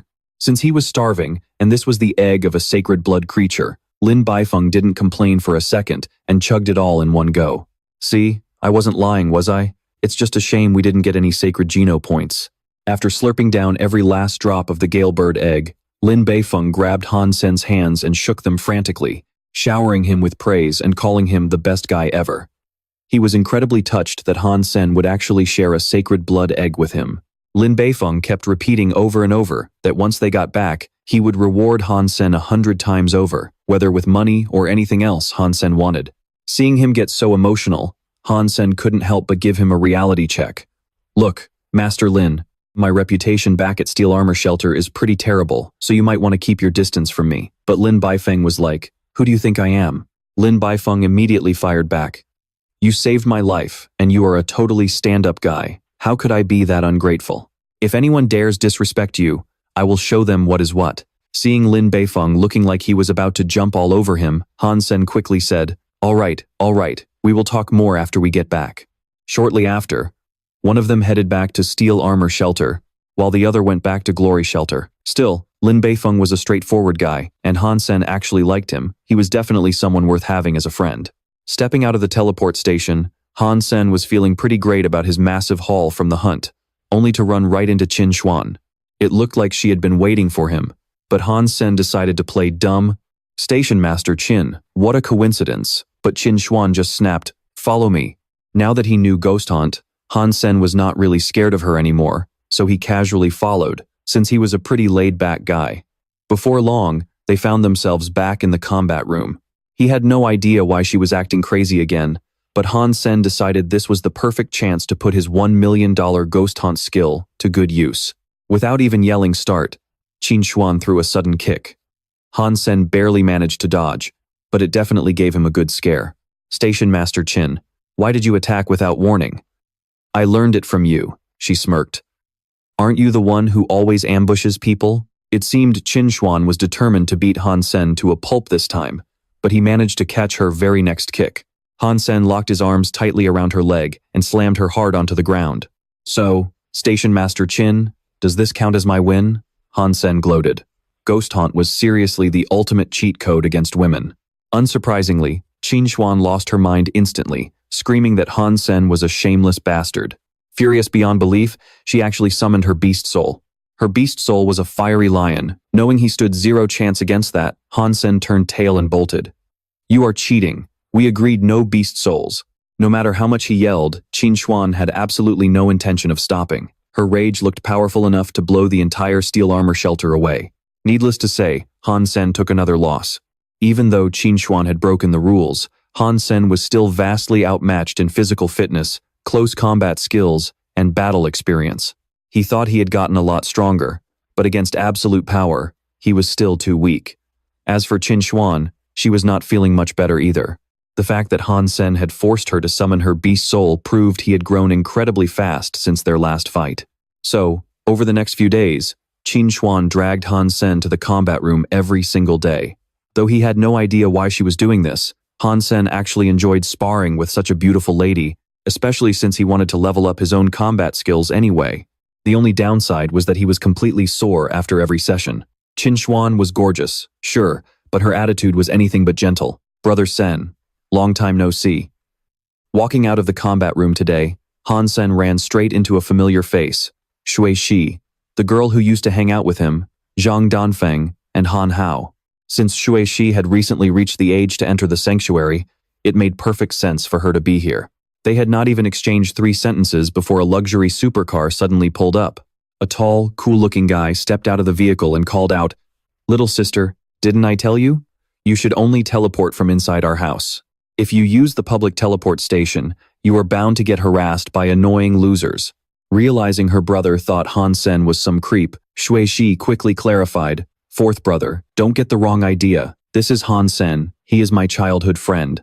Seeing that this was Shui Shi's brother, Han Sen politely offered a greeting and reached out for a handshake, but the guy completely ignored his hand and sneered. "Someone like you has no business being friends with my sister. Stay away from her from now on, or I will make you regret it." Shui Shi looked incredibly embarrassed by her brother's rudeness, and Han Sen was not exactly thrilled either about being treated like dirt the very first time they met. "Are you talking to me? Seems like you didn't hear a word I said." Shui Shi's brother smirked, suddenly lunging forward. Han Sen instantly realized the guy was trying to engage him in close combat. Too bad for him. Ghost Haunt was literally the absolute king of close-quarter combat. Ever since Han Sen mastered it, even Qin Xuan did not dare fight him up close. And yet, this guy was actively delivering himself on a silver platter. Han Sen smoothly dodges his opponent's kick, lunges forward, and grabs him by the collar with both hands. With a sudden burst of strength, he slams his massive frame hard onto the ground. Shui Shi's brother couldn't help but swear out loud. Meanwhile, Han Sen looked completely satisfied with himself for teaching the guy a lesson. It is just a little greeting ritual between men. Besides, you're a big, strong guy, so you should be fine, right? Not wanting to overstay his welcome, Han Sen got ready to leave. Before heading out, he made sure to say goodbye to Shui Shi, promising they would grab dinner together sometime. It was really just a polite, casual invitation, but Shui Shi's brother took it to heart. Since he gave me such a unique, welcoming gift, it would be rude not to return the favor. Shui Shi, invite your friend over for dinner in a few days. By this time, Han Sen had already returned to his room back at the steel armor shelter. Lately, because Qin Xuan had been keeping him so busy, he had no time to go hunting in the mountains, leaving him completely broke. Desperate for cash, Han Sen started browsing for part-time gigs on the Polar Night forum. Even though it wasn't an official platform, it was a popular hub for trading intel and essential supplies, drawing in a massive crowd. The first thing that caught Han Sen's eye was Lin Beifeng's name. He couldn't believe the guy was actually using his real name to do business. Lin Beifeng was offering a fortune on the forum to buy mutant beast souls and mutant flesh, but those items were extremely rare and hard to come by, so Han Sen couldn't help him there. But then, he spotted another listing. It was looking for someone capable of taking on 10 primitive creatures alone to keep the clients safe while they fought. Basically, babysitting a bunch of rich, inexperienced rookies on their hunt. This kind of job wasn't hard, but it was a massive pain. Hansen wasn't thrilled about it, but the pay was $10,000 a day. A 2-week trip meant he could pocket $150,000. Since he was basically a slave to money, he applied immediately. With his application sent, Hansen went back to searching for a suitable weapon. After all, his crescent spear had been destroyed by that strange guy he fought earlier. Before long, Hansen came across a Black Vader alloy bow and matching alloy arrows. He never expected to find something this top tier on a sketchy forum. What really stood out was that this bow packed an absolute punch. It was worth at least $2 million. But because it had been sitting on the forum for so long, nobody had bought it yet. This particular Black Vader bow was the Doomsday model, a premium weapon that retailed for $6,680,000 in official stores, with a maximum range of 800 meters. Paired with alloy arrows, it could easily pierce through steel armor from 300 meters away. The only catch was that drawing the Doomsday bow required an alliance strength rating of 7.0 or higher. Luckily, thanks to his jade skin, Hansen had already boosted his own rating to 8.0. He had spent a lot of time practicing archery anyway, so he instantly fell in love with this beast of a weapon. The only issue was his tight budget, meaning he would have to negotiate the price very carefully. Hansen sent a message offering $1 million, but got no response at first. Just as he was starting to worry that his lowball offer had insulted them, he received a notification. The seller had agreed to the deal and even sent over the escrow link. Hansen was absolutely thrilled. By the next day, the package had already arrived. Unboxing his new gear, Hansen couldn't wait to test out its power. The Black Vader bow definitely didn't disappoint. A single arrow felt like it could take down the entire world. With this weapon in his hands, Hansen felt much more secure. The next time he ran into Son of Heaven or a sacred blood creature, he wouldn't have to risk his life fighting them up close. Over the next 3 days, Hansen bought 20 brand new lightning element alloy arrows and 20 lightweight alloy arrows.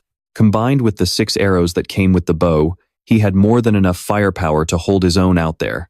When he arrived at the interview location, he realized that a massive crowd of applicants had already gathered. Hansen was taken aback, having assumed they were only hiring him. A big crowd meant unnecessary drama, and he was already starting to regret showing up. As he was debating whether to just turn around and leave, a few people in the crowd recognized him. "Oh, look, isn't that the infamous ass man? He's even carrying a bow and arrows on his back, looking all professional. Don't tell me you also applied to protect the young masters on their hunt? If anything, those young masters are probably the ones who'll have to protect him." Ha ha. While the crowd laughed at his expense, Hansen spotted Han Hao standing not too far away, glaring at him with pure hatred. Hansen kept his expression deadpan, staring back at them with cold indifference.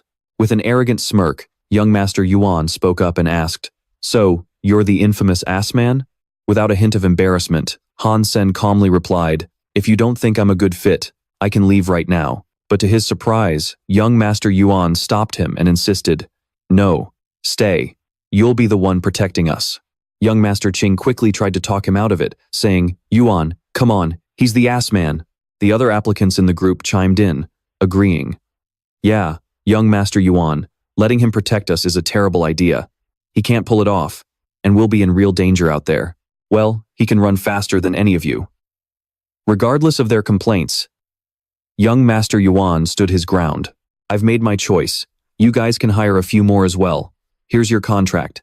Hansen took the contract. With that, Hansen quickly signed the contract. Just then, Zhang Danfeng walked past, deliberately bumping into his shoulder with a sneer. "Ass freak, you have got some decent luck, don't you? To think you would land a young master who is both rich and easygoing." Unfazed, Hansen calmly replied, "My luck has always been pretty good." In the woods, a breeze shook the trees as the group strolled peacefully through the quiet forest. Suddenly, Zhang Danfeng pointed in one direction and shouted, "Look, there is a primitive creature over there." Sure enough, a shadow darted across where he pointed. Instantly, the group rushed forward to give chase. "Over here, hurry up and catch it. Protect the young master." Meanwhile, Hansen gently reached for the arrows on his back.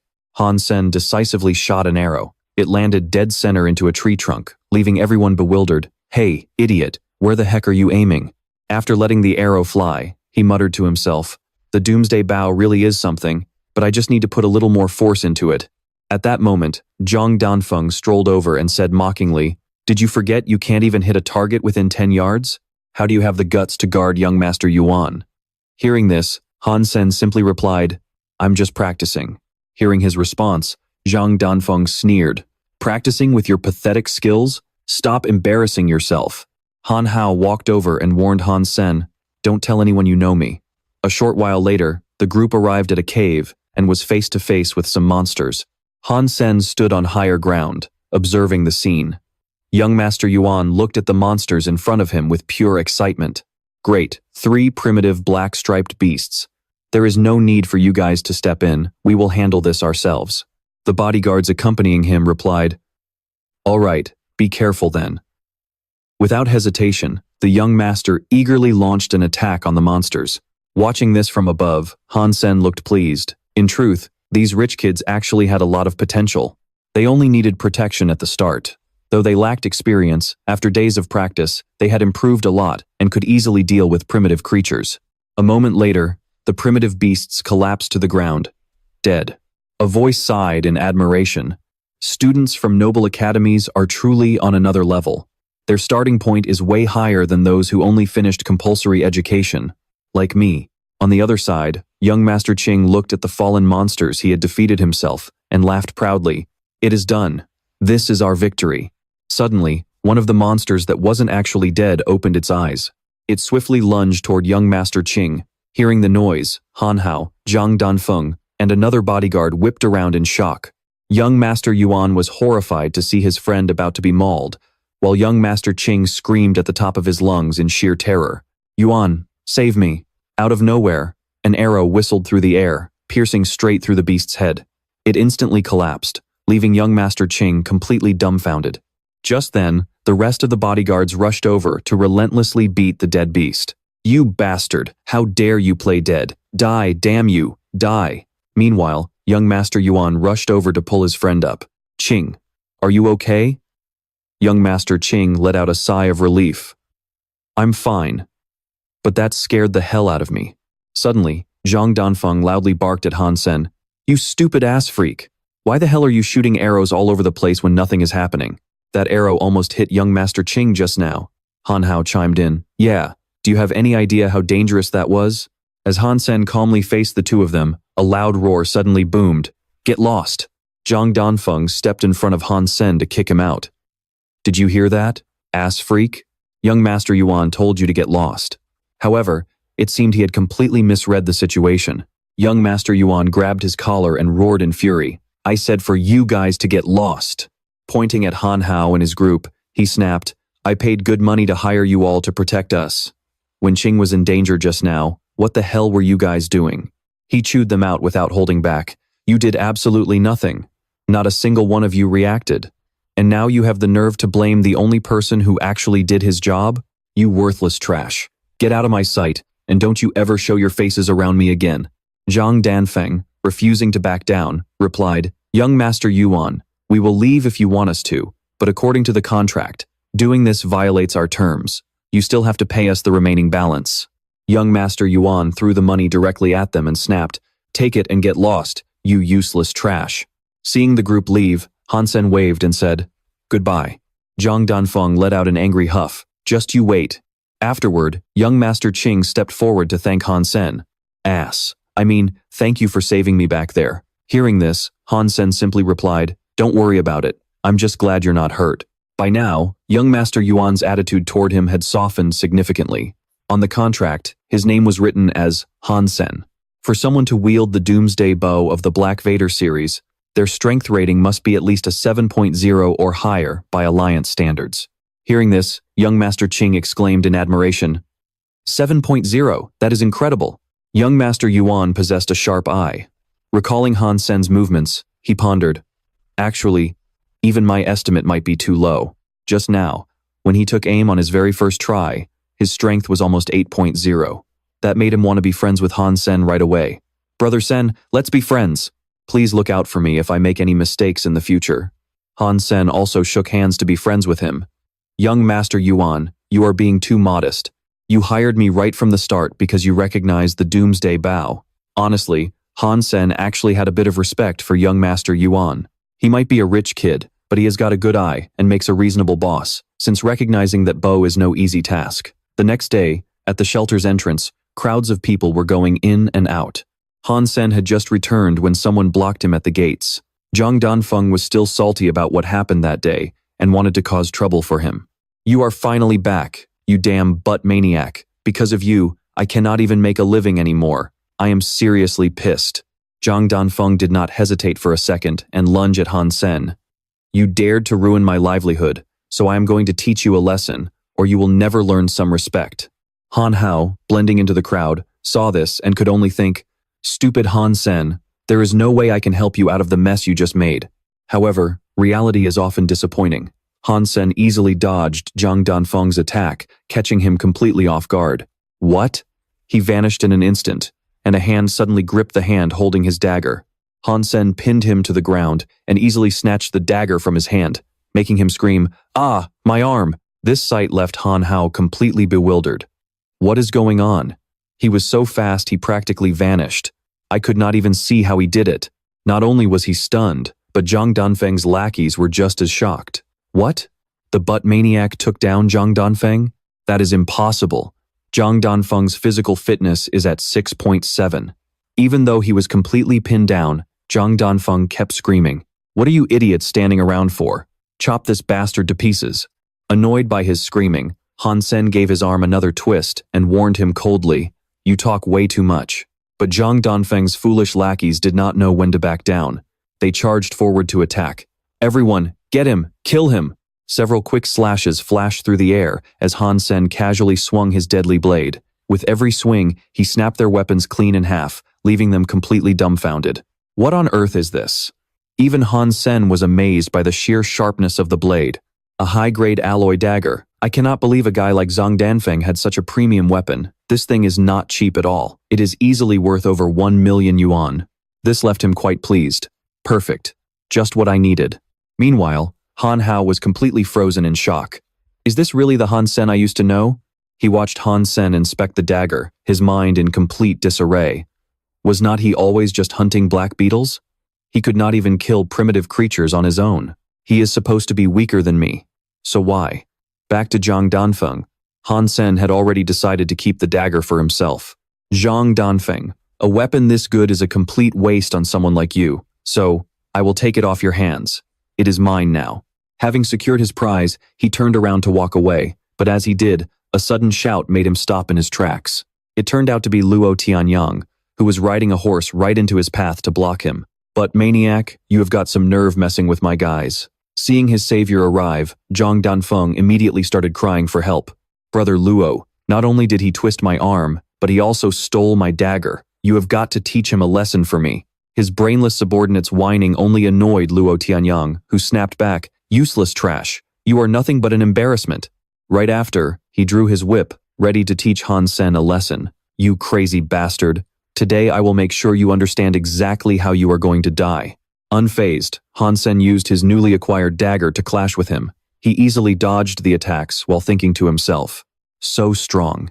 They say his fitness level is at 9.6, and it looks like that is no exaggeration. Luo Tianyang was also shocked that Han Sen could actually keep up with him. He actually dodged that? Since when did this trash get so strong? This realization made him decide to get rid of Han Sen. I cannot let this guy live. He raised his whip high in the air and roared, "You have got a death wish." But before he could strike, Han Sen already had an arrow aimed right at him, catching him dead in his tracks. What? Even Han Hao was left completely speechless. Han Sen, he actually dares to stand up to Luo Tianyang? Zhang Danfeng's gang could not believe their eyes either. Is this butt maniac out of his mind? That is brother Luo. He is one of Son of Heaven's men. On Han Sen's end, it was not easy either. Maintaining this drawn bow stance was draining his stamina rapidly, but I cannot show any weakness right now. If Luo Tianyang makes even a single move, I will take him down with this arrow. Suddenly, Qin Xuan appeared out of nowhere and commanded, Han Sen, put your arrow down. Her sudden arrival left him puzzled. Qin Xuan, why is she here? Qin Xuan then turned to Luo Tianyang and snapped, Luo Tianyang, you too, put that whip away.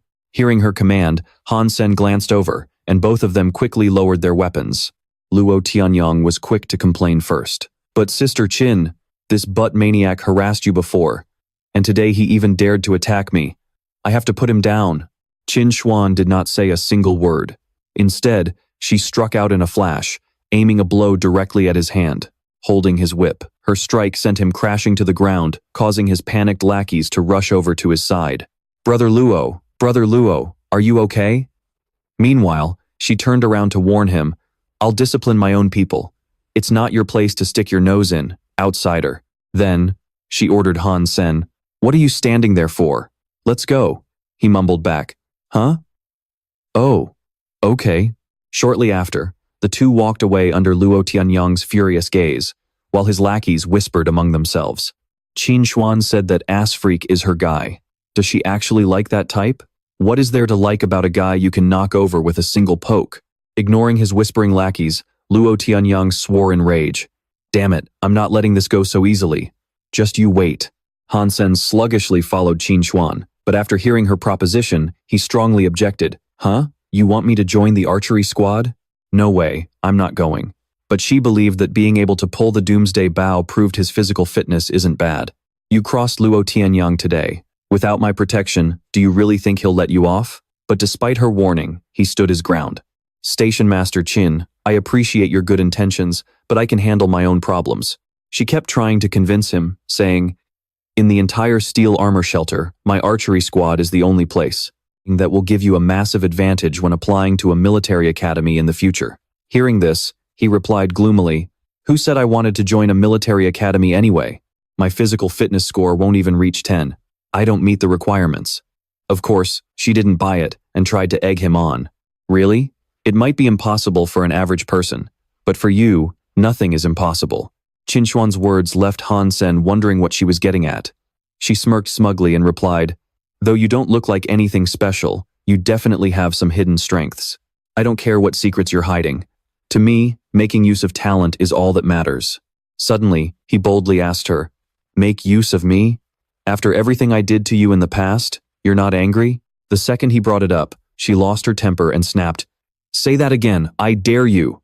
After calming down, she warned him, if you don't get into a military academy and don't have an aristocratic title, by the time you're drafted, you'll end up as a regular soldier, sent to the front lines as cannon fodder. Hearing this, he just smirked.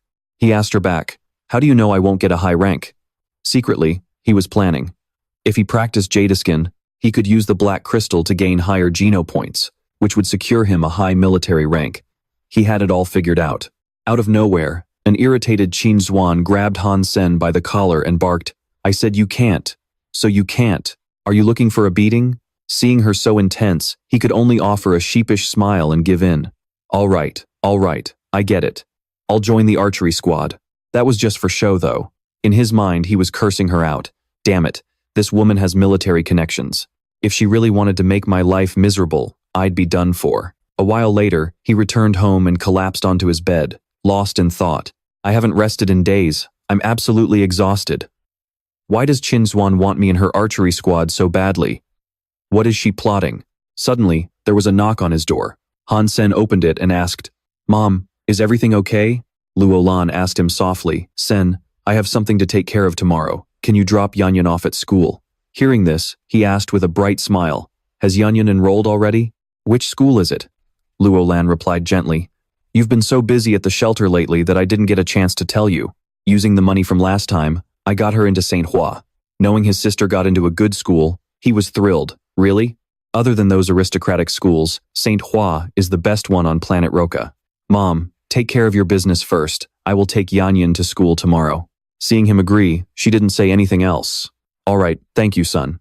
The next day, Han Sen walked Yanyan to school. He gently told her, Yanyan, I heard the environment at St. Hua is great. Make sure to make some new friends, okay? She replied shyly, I'm too shy. I don't think I can do it. Hearing that, he gently patted her head and said, you'll be fine. Just be yourself and take it slow. If anyone tries to bully you, just call me. His care brought a huge smile to her face. Okay. A while later, at the gates of St. Hua Academy, Yanyan suddenly spotted some familiar faces from Han Lei's family. Is that brother Han Hao? And is that second uncle next to him? She innocently asked. He's holding a little boy. An aunt is walking right next to him, right? Han Sen replied with a mischievous grin. I'm not sure, but this might get interesting. As Han Lei was leading his son to the academy, he spotted the siblings. What are you two doing here? He replied in a serious tone, dropping Yanyan off at school. Hearing this, Han Lei angrily handed the child to the woman next to him and raised his voice.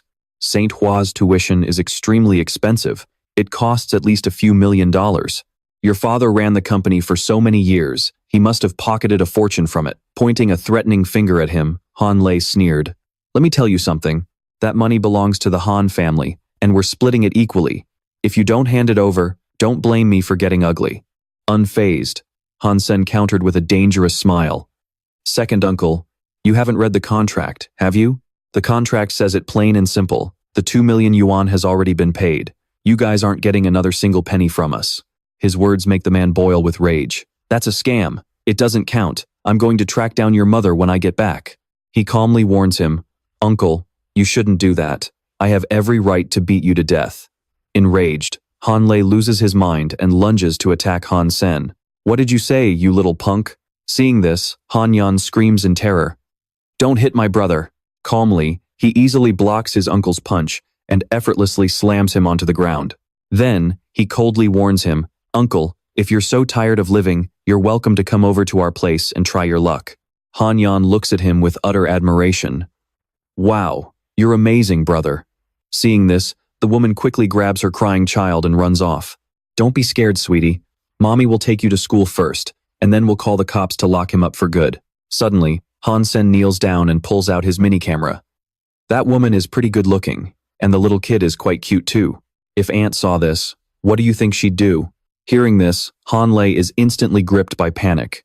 You recorded all of that? In a panic, he reaches out to snatch the camera. You lunatic.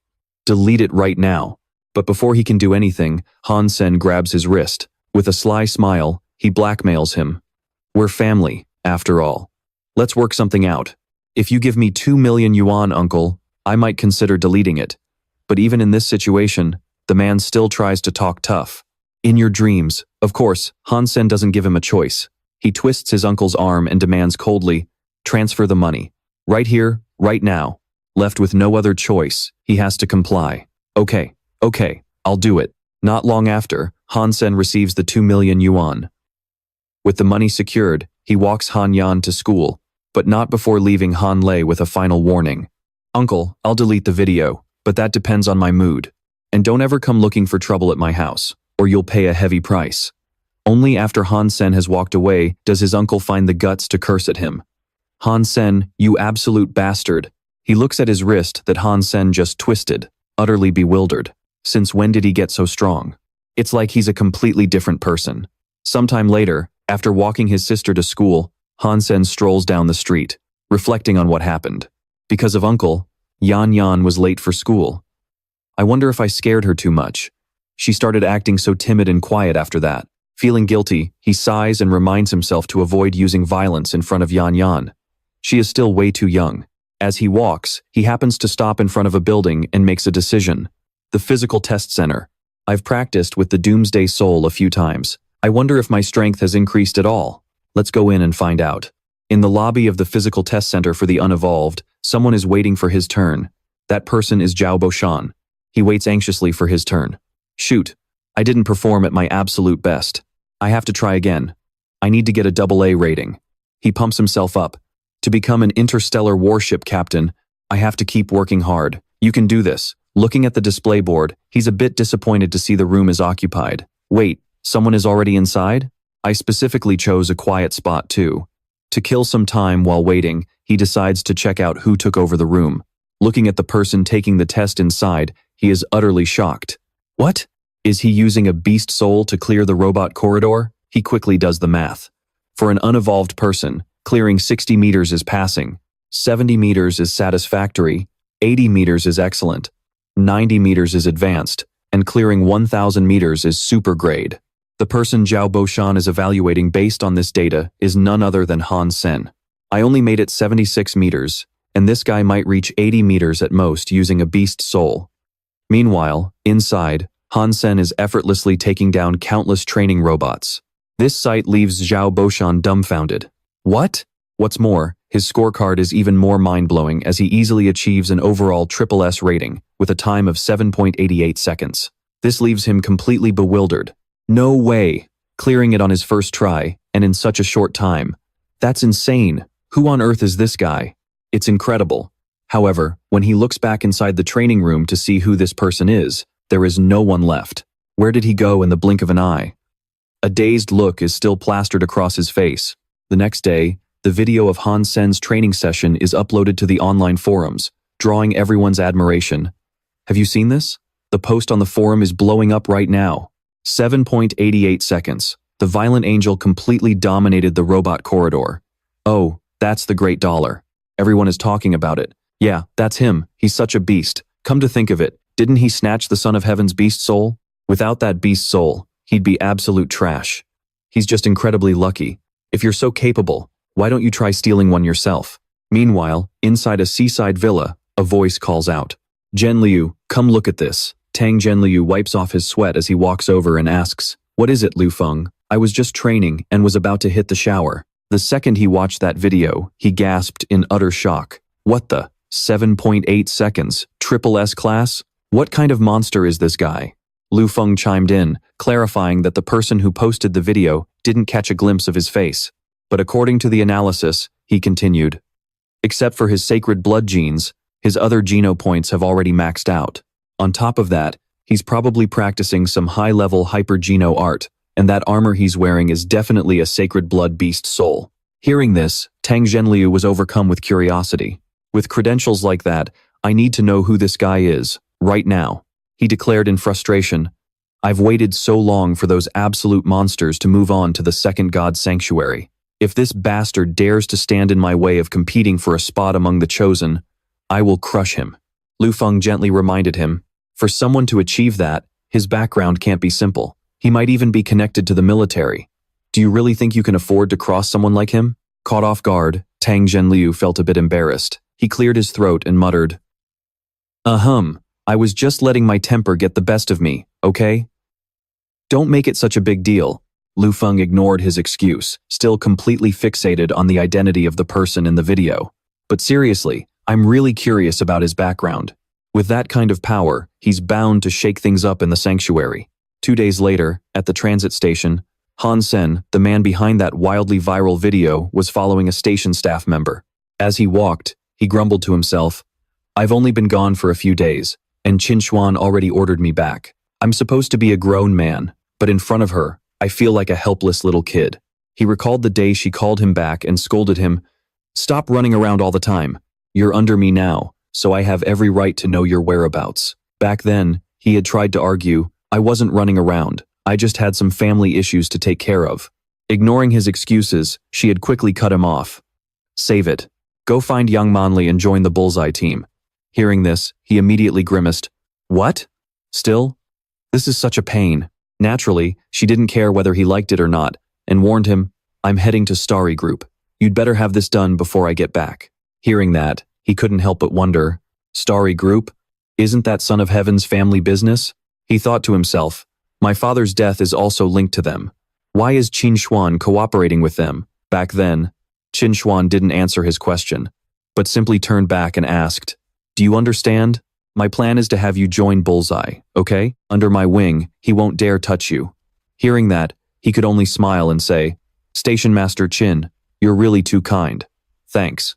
Back to the present. As he thought about everything Qin Xuan had done for him, he confidently assumed she was trying to protect him. Does she have a crush on me? Well, I do have a sacred blood beast soul, practice a hyper-geno art, and my physical fitness level is at 9.1.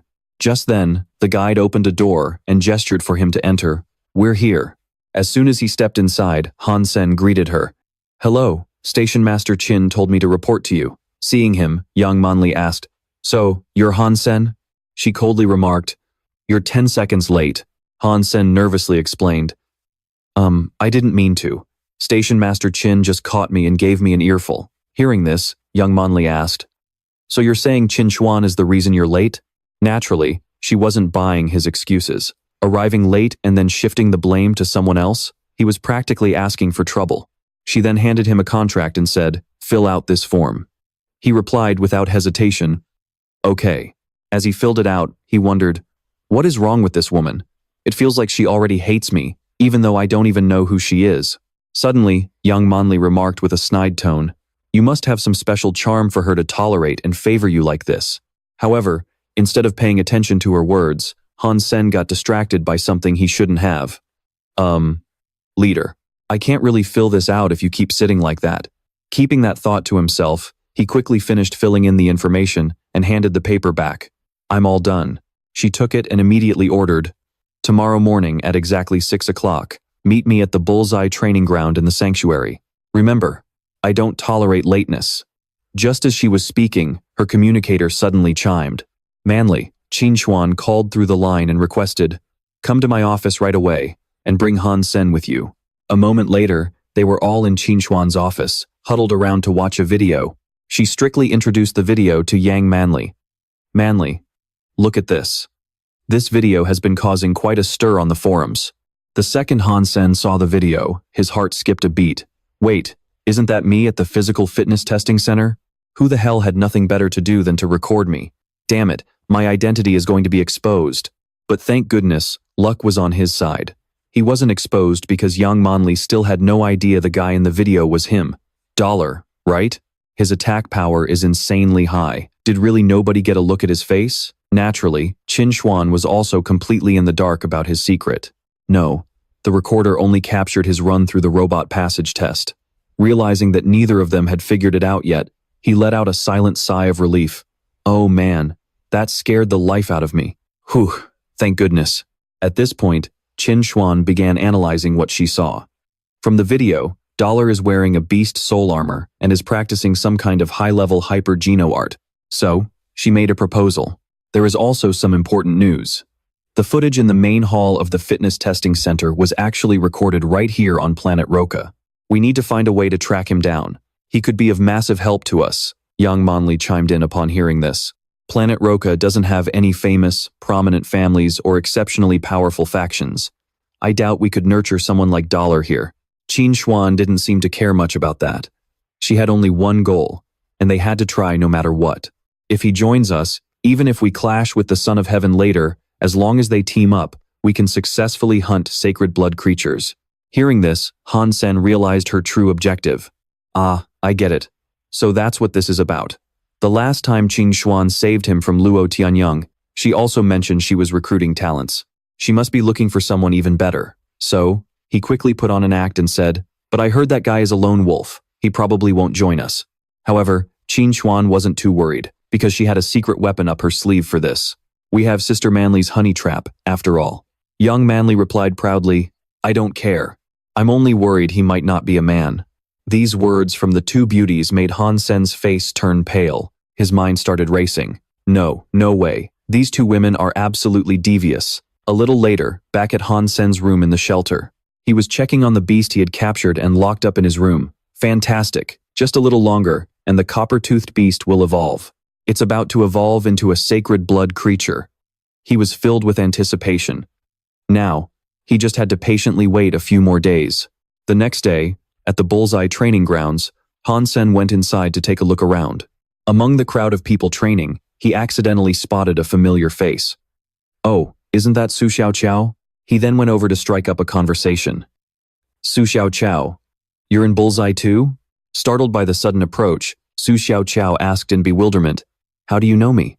Realizing his blunder, Han Sen knew he had slipped up. He had completely forgotten that he usually dealt with him as Dollar. So, he quickly made up an excuse to cover it up. "How could I not? You were the first one to call him Brother Dollar, weren't you?" Su Xiaoqiao burst into a delighted laugh upon hearing this. "Am I really that famous? If I hadn't called out his name, Brother Dollar wouldn't be as famous as he is now, right?" After enough small talk, he asked Han Sen, "Brother, why did you join Bullseye? The training here is brutal." Han Sen didn't mind being honest. "I don't know if it's hard, but I figure archery has a long range. No need to risk my neck in close combat." Su Xiaoqiao agreed but didn't forget to warn him. "I thought so too, but we still have to be careful. That Yang Manli is a total violent psycho." Finding an ally, Han Sen chimed in, I met her before. She really is. Before he could finish, Yang Manli's voice rang out, startling them both. What on earth do you two think you're doing? Her sudden appearance, radiating absolute bloodlust, scared the daylights out of Han Sen, who internally gasped her name, while Su Xiaoqiao freaked out, thinking, oh crap, we're dead. A rapid volley of arrows slammed violently into the targets. Su Xiaoqiao yelled in terror. What? Train with a 7.0 bow, 1,000 arrows each. Yang Manli glared at them both, her voice cold with warning. You can only leave when you're done. If you dare to slack off, just wait and see how I deal with you. Her ruthless demeanor made him turn pale as he began to beg. Oh my god, is she trying to kill me? My strength rating is barely 7.0. Section Chief Yang, we were wrong. Please have mercy.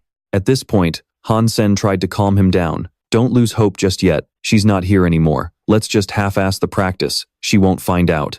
But instead of reassuring him, it only threw him into a deeper panic. Brother, you are way too naive. That twisted old virgin has her people supervising us. Stepping over the line doesn't count, and missing the target doesn't count. We have to hit all 1,000 arrows. Not a single one can be missed. Hearing this, Han Sen smiled and said, well, I guess we just have to shoot then. There's no time limit anyway. He placed a hand on his shoulder to encourage him. Remember, endurance is a man's best quality. Han Sen actually had quite a bit of faith in Su Xiaoqiao. With his own strength rating at 9.1, practicing with a 7.0 bow was honestly a breeze. Su Xiaoqiao might not believe it, but if he pushed himself, he would definitely grow much stronger. A while later, as the two of them were still practicing, everyone else started heading home. They didn't forget to tease them on their way out. Xiaoqiao, ass freak, keep up the hard work. We're going to hunt a sacred blood creature tomorrow, but you two don't stand a chance.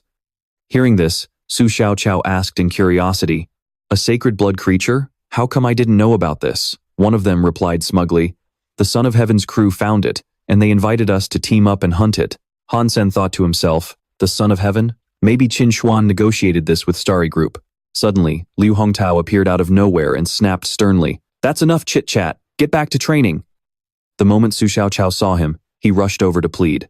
Here is some cash. Deputy Leader Liu, can you please put in a good word with Captain Yang for me? Ask her to let me tag along tomorrow. But of course, he coldly rejected it. Do you think this is a grocery market where you can just haggle? Then, he turned around and started giving Han Sen a hard time. And as for you, don't think that just because you got in here using Station Master Qin's influence, you can do whatever you want in Bullseye. Our Bullseye team is no place for trash. Before storming off, he left them both with a final warning. Captain Yang said you must shoot 1,000 arrows, not a single one less, or you can forget about going anywhere before you are done. Han Sen felt slightly annoyed by his insult, but he just turned back to training. We shouldn't slack off. Bullseye's rules are indeed very strict. Su Xiaoqiao grumbled in protest. Strict, my ass. That Liu guy usually takes plenty of bribes from us. He's just putting on a show. Then, he leaned in and warned him, buddy, I think he has a serious grudge against you.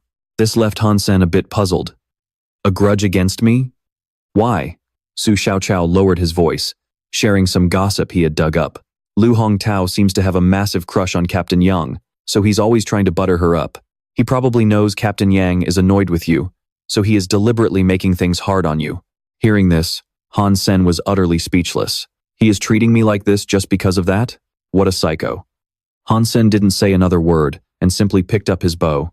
As he aimed his shot, he reassured his friend, Su Xiaoqiao, I dragged you into this, but don't worry. He let loose an arrow, and the moment it struck the bullseye, he declared with absolute confidence, tomorrow, we are still going to hunt that sacred blood creature. Seeing the arrow hit the dead center, Su Xiaoqiao shrieked in shock. Oh my god, 150 meters. You are a beast. On Han Sen's side, he easily shot arrow after arrow, while thinking to himself, a 7.0 practice bow is way lighter than Doomsday. Shooting continuously isn't hard once you get the hang of it. And just like that, he let loose a barrage of arrows, and every single one hit the target. This absolutely blew Su Xiaoqiao's mind. 40 arrows in a row with such insane accuracy. You're a freaking monster. A few bystanders watching nearby couldn't believe their eyes either. Holy crap, that's definitely the hand speed of someone who has been single for 30 years. Is that ass freak? Am I seeing things? They immediately swarmed around him, whispering in disbelief. He seems to be using only his right hand without switching. And his draw strength isn't weakening at all. Yeah, he isn't slowing down at all. This guy must have some sort of secret technique. He's actually starting to impress me. However, someone who wasn't pleased with the scene sneered, there is nothing to brag about. It's not like he is allowed to go anywhere anyway. Back on Han Sen's end, he urged his friend, Su Xiaoqiao, stay focused. We need to speed things up. Hearing that, he immediately locked in, drew his bow to shoot, but didn't forget to say, bro, if we actually get to go, you will be my absolute idol. Han Sen grinned confidently and replied, trust me on this. In his mind, he began calculating, at this pace, we can wrap this up by midnight. Nothing is impossible, and I can't afford to miss out on such a great hunting opportunity. Meanwhile, up in the observation room, young Manli was keeping a close eye on both of them. She thought to herself, it really is Han Sen. He definitely has talent. It feels like Qin Xuan made the right choice. But even so, she declared with quiet confidence, still, whether you stay or not is entirely up to you. The room was currently littered with arrows, some firmly embedded in the targets, while countless others lay scattered and abandoned across the floor. Su Xiaoqiao collapsed to his knees in exhaustion, groaning miserably. We actually finished all 2,000 arrows before dawn. Even though you shot most of them, both of my arms are completely dead. Han Sen looked at the pile of arrows scattered all over the table and massaged Su Xiaoqiao's shoulder as a reminder, make sure to apply some ointment. Don't let it ruin tomorrow's hunt. Su Xiaoqiao sprang up in delight, grabbing Han Sen's shirt, and cheered, Brother Sen, you are a real man. If I were a girl, I would definitely fall in love with you for life. Han Sen stared at him blankly and replied, thank God you aren't. Then, remembering something, Han Sen scratched his chin and asked Su Xiaoqiao, by the way, did you manage to find out what kind of sacred blood creature we are hunting tomorrow? And what we should prepare? Su Xiaoqiao wore a confident smirk. He chuckled smugly, pointing up to reassure him, don't sweat it, I did some digging this morning. In this world, there is nothing that money can't buy. He recalled the moment he secretly handed some money to Yang Manli's assistant, and Su Xiaoqiao confidently said, Yang Manli's assistant mentioned that it seems to be a flying sacred blood creature. Han Sen looked a bit surprised. He glanced at Su Xiaoqiao and asked, a flying one? Then it won't be easy to hunt. Su Xiaoqiao put his hands on his hips and replied confidently, exactly. Very few of Son of Heaven's men can use a bow, which is why they desperately need our help. Han Sen rested his chin on his hand, knitting his brows as he thought, this is going to be tough. Regular alloy arrows won't cut it. It looks like I need to buy a Z-steel arrow. Late at night, as the moon hung high in the sky, Han Sen was still sitting in his room in front of a glowing computer screen. Z-steel is a brand new metal, far more durable and flexible than regular steel. As his fingers tapped tirelessly on the keyboard, Han Sen thought to himself, adding Z-steel to an alloy massively boosts a weapon's durability, but the market price is outrageously expensive. There's no way he can afford it with his remaining cash. He stared intently at the screen, lost in thought. Even the body of his doomsday bow only contained 0.4%, and the bowstring barely reached 0.5%. If he wanted proper arrows, they would need to be in the double digits at least. The computer screen displayed a rectangular, ocean blue stone and a dark red stone of an unusual shape. He let out a startled gasp. On the screen, there was an image of an arrow with a caption underneath. 1.2%, Z steel content, price, 300,000, custom made. If you're interested, contact me at 213300987. Overjoyed, Han Sen exclaimed. This arrow is perfect, and the price is reasonable. I should go negotiate. Later, Han Sen walked alone into the red light district, surrounded by a deafening clamor. Girls in sexy bikinis kept waving and calling out to him, but Han Sen kept his head down, pretending not to notice. He thought the arrow seller sounded a bit shady over the phone, and now he knew why it was because of this place. Thinking back to when he was at his computer, dialing the number on his phone, Han Sen had asked, "Can you just have someone deliver it to me?" A voice on the other end replied, "If you want to buy it, come get it yourself. I'll give you the address." In the distance, behind a doorway, a mysterious figure in a hooded cloak waved to catch his attention. Han Sen figured, that must be him. The mysterious seller confirmed if he was the one looking to buy the arrow. He replied, "That's right." The seller opened a box, revealing a gleaming golden arrow for Han Sen to inspect. He boasted, "This is a handcrafted arrow I made myself. You can test it first. If you're happy with it, we'll make the deal." examining the glittering golden arrow in his hand. Han Sen thought. Great balance. Solid craftsmanship. Drawing a knife, he looked at the seller and asked, "Mind if I give it a strike?" Seeing Han Sen's knife, the seller smirked and said, "An iron cutter series knife? Go ahead, slash it all you want." With the seller's permission, he quickly brought his blade down hard on the arrow. The arrow remained completely unscathed, but the knife in his hand chipped. Looking at the arrow in his hand, Han Sen noted, the blade of this iron cutter chipped, yet there isn't a single scratch on the arrow. This arrow must have at least 0.7% Z steel. It's a masterpiece. I'll take it. Hearing this, a smug look of pride washed over the seller's face. He bragged, "It's forged from the steel bearing of a star-class battleship. Standard Z-steel content is 1.2%. Plus, my custom craftsmanship is leagues beyond anything a machine could ever produce." Han Sen handed the money to the seller and said, "I had my doubts at first, but now I'm completely reassured. Thanks, boss." Stuffing the money into his pocket, the seller told him, "Hit me up next time you need something." The next day, at the entrance to the sanctuary, a massive crowd gathered, creating quite a ruckus. Spotting someone, Luo Tianyang quickly said, "Son of Heaven, look, that freak actually showed up." Son of Heaven narrowed his eyes, plotting coldly. "Since you've got the guts to follow Qin Xuan here, just wait and see how I slaughter you." Leading the way was Qin Xuan, followed by Han Sen, Su Xiaoqiao, and Yang Manli. Son of Heaven stepped forward to shake Qin Xuan's hand. He said, "Qin Xuan, we need to cooperate seamlessly this time to successfully hunt down the sacred blood creature." Qin Xuan replied, "Of course, my bullseye team won't disappoint you. Let's move." Luo Tianyang suddenly swaggered up to Han Sen, grabbing his arm, and sneered, "Since when did the bullseye team start collecting useless trash?" Qin Xuan glared at him, her face full of killing intent, as she cold-voiced, "Luo Tianyang, you must have a terrible memory. Didn't I already make it clear that he's one of my men?" Seeing Qin Xuan's displeasure, Son of Heaven raised a hand to stop Luo Tianyang. He said, "Luo Tianyang, what are you doing? Don't make things difficult for Qin Xuan."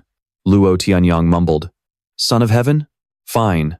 Despite Son of Heaven's warning, Luo Tianyang still threw a contemptuous glare at Han Sen, whispering mockingly, a pathetic leech hiding behind women's skirts. Han Sen heard every single word, but he remained quiet, not saying a thing. Watching Luo Tianyang walk away, Su Xiaoqiao stepped up to him and said, "Brother Sen, that crazy bastard." Han Sen cut Su Xiaoqiao off, saying expressionlessly, "He's just a toothless dog barking, not worth worrying about." Soon, both factions met up at a location surrounded by rugged hills and a winding river. Son of Heaven stood at the edge of a cliff, hands on his hips, and said, "We've arrived. This is the spot." Qin Xuan surveyed the surroundings and said, "I'll send someone down to lure out the sacred blood creature. You guys just need to stick to the plan." Son of Heaven looked at her and replied, "No problem at all." Luo Tianyang stood behind them, waving his hand to summon someone over. Son of Heaven crossed his arms and said confidently, "Captain Yang, this is a special gift I've prepared for the bullseye team. 100 starlight arrows containing 1% Z steel. You can hand them out to your subordinates." Luo Tianyang opened the arrow case with a smug, showy grin. Son of Heaven pointed straight at Han Sen and commanded arrogantly, "Except for him."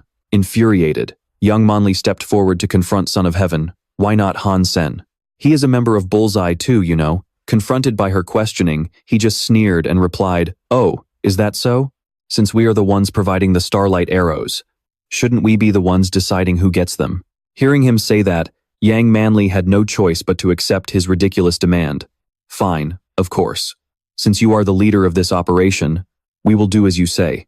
She ordered, "Liu Huangtao, come here and take these to distribute to the top 5 from the last test. Each of them gets 20 arrows. As for you, don't feel bad. Our own arrows are just as good as their starlight arrows anyway, so we don't need to rely on their gear." Yang Manli thought with a look of pure contempt. It seems like Son of Heaven is targeting Han Sen no matter what, and he didn't even show me any respect. That bastard's smug face is absolutely disgusting. I seriously want to slap him to death. Luo Tianyang immediately called out to everyone, "Don't just stand there dazed. Move out according to the plan and get ready for the ambush." As the elite members of the group got priority in choosing their spots, they all looked at him and replied, "Understood. Roger that. Yes, sir." Luo Tianyang stood on a rocky ledge, looking down at Han Sen and Su Xiaoqiao, and barked, "What are you useless trash doing standing so close? Back off a bit." Clenching his fists in anger, Su Xiaoqiao snapped, "Hey, don't get so cocky." Han Sen immediately patted Su Xiaoqiao's shoulder to calm him down, saying, "It's fine. It's all the same wherever we stand. Let's head over there." As the two of them hid behind some rocks and bushes, Su Xiaoqiao grumbled in frustration, "This is so infuriating. Who does he think he is? It's one thing not to give us any starlight arrows, but he had to go and pick a fight with us too." Han Sen kept his eyes focused ahead, his face expressionless as he calmly replied, "It's just business as usual, ever since Son of Heaven started hating me." Hearing this, Su Xiaoqiao turned to him and asked, "Brother Sen, aren't you mad? I'm absolutely furious. I seriously want to beat the crap out of that guy." Han Sen replied with a determined tone, "Of course I am, but don't let anger cloud your judgment. If we want to teach them a lesson, we have to let our actions do the talking. Otherwise, we will just end up as their laughingstock." He continued, "Just wait. What if we manage to kill the sacred blood creature, and even get lucky enough to obtain its beast soul? I'd love to see the look on his face. He'd probably lose his mind with rage." Su Xiaoqiao warned him anxiously, "That's impossible. The guys on the other side of the cliff are all Son of Heaven's men. Once that sacred blood creature flies up, they're going to rain down starlight arrows on it." Spinning an arrow in his hand, dejectedly, he muttered, "We won't even get a chance to get close." Suddenly, a massive roar echoed from the distance. Terrified, Su Xiaoqiao asked, "What was that sound? That's terrifying." A massive purple dragon soared up from behind the cliffs as someone screamed in shock. Station Master Qin and the others successfully lured it out. "Oh my God! It's the purple-winged dragon." Yang Manli pointed at the purple-winged dragon and yelled, "Everyone, open fire! Take it down!" Dozens of archers stationed across the rocky cliffs drew their bows, aiming at the purple-winged dragon as they shouted back, "Roger that! Understood! Yes, ma'am!" Hundreds of arrows rained down from all directions toward the purple-winged dragon, soaring high in the sky. Just when it seemed like they would easily bring it down, the beast swept all the arrows aside with a whip of its tail. The arrows simply bounced off its body. Su Xiaoqiao gasped in shock. "The starlight arrows aren't working on it. Its armored scales are harder than steel." Han Sen reached behind his back and drew his own custom-made arrow. He muttered, "We just need to shoot it in the eyes. Starlight arrows aren't all that special anyway." Han Sen drew his bow and aimed at the purple-winged dragon, thinking, "This arrow has a Z-steel content of 1.2%. It will shatter after it is shot, so I have to take it down in one single strike." Hearing his words, Su Xiaoqiao cried out in shock, "It's useless. Ah, no wonder Son of Heaven brought so many people along. That monster is changing direction. Before he could even finish his sentence, Son of Heaven leaped from a high ledge. Drawing his bow, he loosed an arrow at the purple-winged dragon, shouting with absolute confidence, "Sacred blood creature, you are mine." His arrow flew toward the purple-winged dragon at an unbelievable speed, glowing with a bright golden light as it tore straight through its wing. The purple-winged dragon shrieked in agonizing pain. Watching this, Han Sen thought, "No, this isn't the right time. Its defenses haven't been fully broken yet. I need to wait a little longer."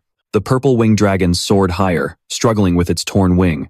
Not wanting to be outdone, Yang Manli drew an arrow shining with silver light and said, "Son of Heaven, I won't let you steal the kill."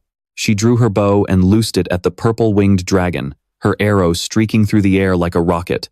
The purple-winged dragon's other wing was instantly ripped apart by Yang Manli's arrow. The crowd cheered. The beast soul arrows of Son of Heaven and Yang Manli can be recovered and reused. Riding on his giant leopard mount, Son of Heaven ordered, "Both of its wings are heavily damaged. It won't get very far." After it, the others immediately mounted up and gave chase, shouting back, "Ambush crew, don't let it escape." Meanwhile, Han Sen and Su Xiaoqiao quickly chased after them too. He thought to himself, "I don't have a beast soul arrow or a mount. They're going to catch up to it first." Su Xiaoqiao panted anxiously as he ran alongside Han Sen. "Brother Sen, what are we doing? Running on foot like this, there is no way we can catch up to them." Suddenly, Qin Xuan called out Han Sen's name. Han Sen turned back in surprise, thinking, "Qin Xuan? She's coming up from the cliff." She reached her hand out to him and said, "Hurry, grab my hand." Han Sen leaped up and reached toward her, thinking to himself, "This is the perfect moment. Qin Xuan easily grabbed his hand and quickly pulled him up. Seeing this, Su Xiaoqiao shouted, "Station Master Qin, what about me?" Han Sen wrapped his arms around Qin Xuan's waist, a smug look on his face as he thought, "Wow, she's quite slender, and her mount is really something else." Qin Xuan immediately glared back at him with disgust and snapped, "Hey, don't you dare touch me. I only let you tag along because Manly said your archery skills are decent and you could be useful to us." Han Sen pouted and said, Yeah, I get it, Station Master Qin." But deep down he thought, "Oh, please, it's not like you have a crush on me anyway, not that I'd care." Below them, the crowd stared up at the cliff, whispering anxiously, "That is insanely high. How are we supposed to climb that? What should we do? Do we really need a flying beast soul to get up there?" Qin Xuan and Han Sen walked over to Yang Manli, and Qin Xuan asked, "Manli, what's going on?" Son of Heaven glared at Han Sen, boiling with anger as he thought, that bastard actually dared to ride on Qin Xuan's mount. Yang Manli stepped toward Qin Xuan and said, "Qin Xuan, you got here just in time. That sacred blood creature has flown over the mountain. Even if we have beast soul arrows, we can't kill it. What should we do?" Qin Xuan looked up at the peak. She said with determination, "We have to find a way to get over there and kill it, or at least lure it down. But even then, our chances of winning aren't great." Son of Heaven gritted his teeth and clenched his fists, saying angrily, "Let's send someone up to lure it down. We'll wait here and ambush it." Everyone stared up at the mountain helplessly, whispering, "Who could possibly do that? This mountain is way too steep. If you fall, you're dead before you even reach the top. And even if you do make it, that creature will just tear you apart." Son of Heaven grew furious and shouted, "We've come all this way. Are you really going to give up now? Who has the guts to step up? Whoever goes will be handsomely rewarded. That's fair, right?" Hearing Son of Heaven's offer, the crowd began to agree. Son of Heaven actually has a point. Sounds good to me. If we can get a high-tier beast soul, our Geno points will skyrocket. Yeah, exactly. Han Sen stood at the back, observing everything. He thought, just like when we went to hunt the black-scaled serpent, he only knows how to sacrifice other people's lives to get what he wants. Qin Xuan rubbed her wrists and said, "Let's move quickly. Anyone who wants a bigger share of the rewards, follow me up there." Son of Heaven grew worried and tried to stop her. "Qin Xuan, you don't need to go up there yourself. Just order someone else to go." Ignoring his advice, Qin Xuan kept walking forward, saying, "Why order someone else? I don't feel like waiting." Knowing he couldn't stop her, Son of Heaven shoved Han Sen's shoulder and ordered, "Hurry up and follow her. Make sure you protect Qin Xuan." His eyes were filled with murderous intent as he glared at him, thinking, "You're going to die the moment you reach the top." Han Sen gave him a confused look, thinking, "What is this lunatic plotting now?" Groups of people grabbed onto the vines and began to climb. Qin Xuan climbed in the lead, with Han Sen right behind her. Above them, the purple-winged dragon flapped its wings frantically, kicking up a massive cloud of dust. It roared loudly, threatening the humans drawing close. Then, it savagely bit a man who rushed to attack, snapping him in half. Instead of panicking, the sight seemed to charge everyone with adrenaline, making them rush at it with even more ferocity. Qin Xuan looked up at the massive purple-winged dragon and yelled, "Everyone, find cover, shoot it down." The crowd shouted to each other, "Hurry, hide, get ready to shoot." The purple-winged dragon easily swept its tail, knocking the crowd down. Standing on a distant rock, Han Sen drew his bow and aimed right at it. He thought, with everyone shooting at it continuously, this creature is already heavily wounded. He pulled back his bowstring, preparing to shoot, thinking, "It'll be dead soon. I just need to wait for the perfect moment to finish it off with my Z-steel arrow." Suddenly, Son of Heaven leaped up from behind, shrouded in a dark blue aura. Transforming with his beast soul, he blindsided Han Sen from behind. He let out a painful cry as Son of Heaven laughed triumphantly. "I warned you. Today, you die right here." Han Sen plummeted from the peak, desperately grabbing the vine in his hands. He gripped the vine tightly with both hands as his body slammed hard against the rocky cliffside. Han Sen gritted his teeth and frowned, thinking, "Ugh, that hurts so bad." Finally, he stopped sliding down. He rejoiced. "Luckily, my physical stats have improved, or else my bones would have been completely shattered to pieces. Son of Heaven is so despicable. Did he really use such a powerful mutant beast soul just to kill me?" Han Sen managed to climb back to the top of the mountain. He thought, "You wanted me dead, but I'm not that easy to kill." Meanwhile, The purple-winged dragon was cornered by Qin Xuan on one side and Son of Heaven on the other. Hiding behind the rocks, the others said to one another, "It's surrounded. Everyone, hurry, close in and form a circle. Don't let it escape." Han Sen wiped the sweat from his face, thinking, Qin Xuan is using her beast soul too, transforming into a golden lion. Although my bloody slayer is extremely powerful, it's not suited for this kind of terrain. His eyes turned resolute as he thought, I have to bide my time. This isn't the right moment yet. Qin Xuan, in her giant lion form, rushed forward and bit the purple-winged dragon's leg, making it shriek in pain. On the other side, Son of Heaven unleashed all his power, repeatedly punching its head. The purple-winged dragon violently thrashed around, breaking free from the attacks of both of them. Instantly, Qin Xuan shifted back to her original form. Rushing forward, she shouted, "It's almost dead! Attack!" Meanwhile, Son of Heaven returned to his human form as well. Brandishing his sword, he rushed forward and roared, "Fine, this beast will die by my blade." From both sides, the two of them lunged and drove their blades right into the purple-winged dragon's chest. But just as victory seemed within reach, the beast roared, violently sending them both flying. Blown back by the force, Qin Xuan slammed hard into a nearby boulder. She winced, clenching her teeth in agony. Watching from the grass, Han Sen cried out in worry, "Qin Xuan!" As the purple-winged dragon glared across the ravine, someone screamed, "Damn it! This beast is too strong." It was trying to fly to the opposite cliff. Realizing he couldn't let it escape, Han Sen immediately gave chase. If it made it to the other side, no one would stand a chance of killing it. Han Sen stared at the purple-winged dragon, his face filled with determination. He drew his golden bow from his back. Son of Heaven also summoned his own arrow, gritting his teeth in a fury. "There is no way in hell I am letting my prey escape. Taste my arrow first." He fired a blue arrow, screaming in rage, "You damn lizard! You are mine! Die!" Seeing the purple-winged dragon about to take off, Han Sen made his decision and released his golden arrow. Even though he fired after Son of Heaven, his arrow flew much faster. Han Sen's golden arrow sped toward the purple-winged dragon, delivering a fatal blow. Han Sen had successfully taken down the purple-winged dragon before it could flee. Suddenly, Han Sen's eyes widened in shock. "Huh? What is this?" The onlookers began whispering in utter shock. "Oh my god, did that ass freak just kill it? Ass freak killed the purple-winged dragon? Unbelievable." Son of Heaven muttered in disbelief. But how? How did his arrow hit first? Clutching her injured shoulder, Qin Xuan stared at him with suspicion. "Han Sen, was that you?" Seething with rage, Son of Heaven lunged forward and grabbed him by the collar, demanding, "How the hell do you have a mutant beast soul?" Facing his interrogation, Han Sen replied calmly, "I was just trying to hunt some beast souls too. My luck is just terrible, though." He let out a soft chuckle and added, "I didn't get a single thing." Qin Xuan looked at Han Sen and asked, "Han Sen, did you manage to get its beast soul?" "The beast soul goes entirely to whoever delivers the final blow. If you got it, name your price."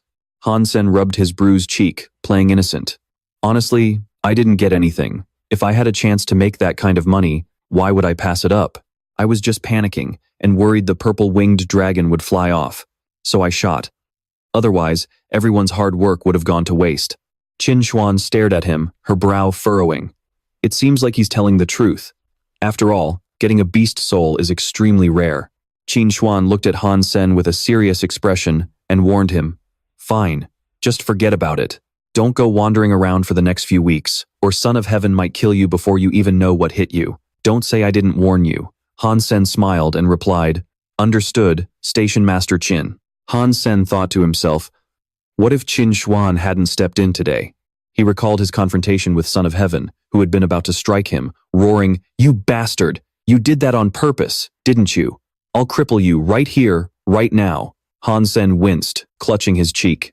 Qin Xuan had rushed over, shielding Han Sen with her own body. "Stop," she demanded. "Son of Heaven, if you lay a finger on my people, whatever happens next is on you." Looking at Qin Xuan's back, which seemed to radiate safety, Han Sen thought, having her protection really is nice. Later that night, glass buildings stood quietly, surrounded by lush greenery. Han Sen couldn't stop grinning while taking a bath. A purple-winged dragon, a flying-type beast soul. Staring at the shimmering purple aura in his palm, the system's notification popped up. Purple, winged dragon killed. Beast soul of purple-winged dragon gained. Gaining a beast soul also yields 0 to 10 sacred geno points. Recalling the moment he fired that shot, Hansen felt incredibly lucky that his arrow hit just in time. He burst into laughter. A rare beast soul like this? Hardly anyone in Steel Armor Shelter has one. I'm filthy rich. After stepping out of the bath, Hansen dried his hair, happily humming a tune.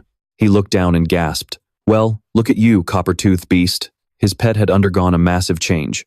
Grabbing the metal bars in front of him, Hansen cheered in excitement.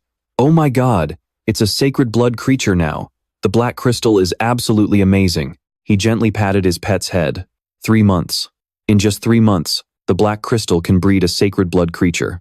Even Qin Xuan and Son of Heaven have spent years without maxing out their sacred geno points. Grinning, Hansen thought to himself, at this rate, it'll only take me 5 years to enter the second god's sanctuary.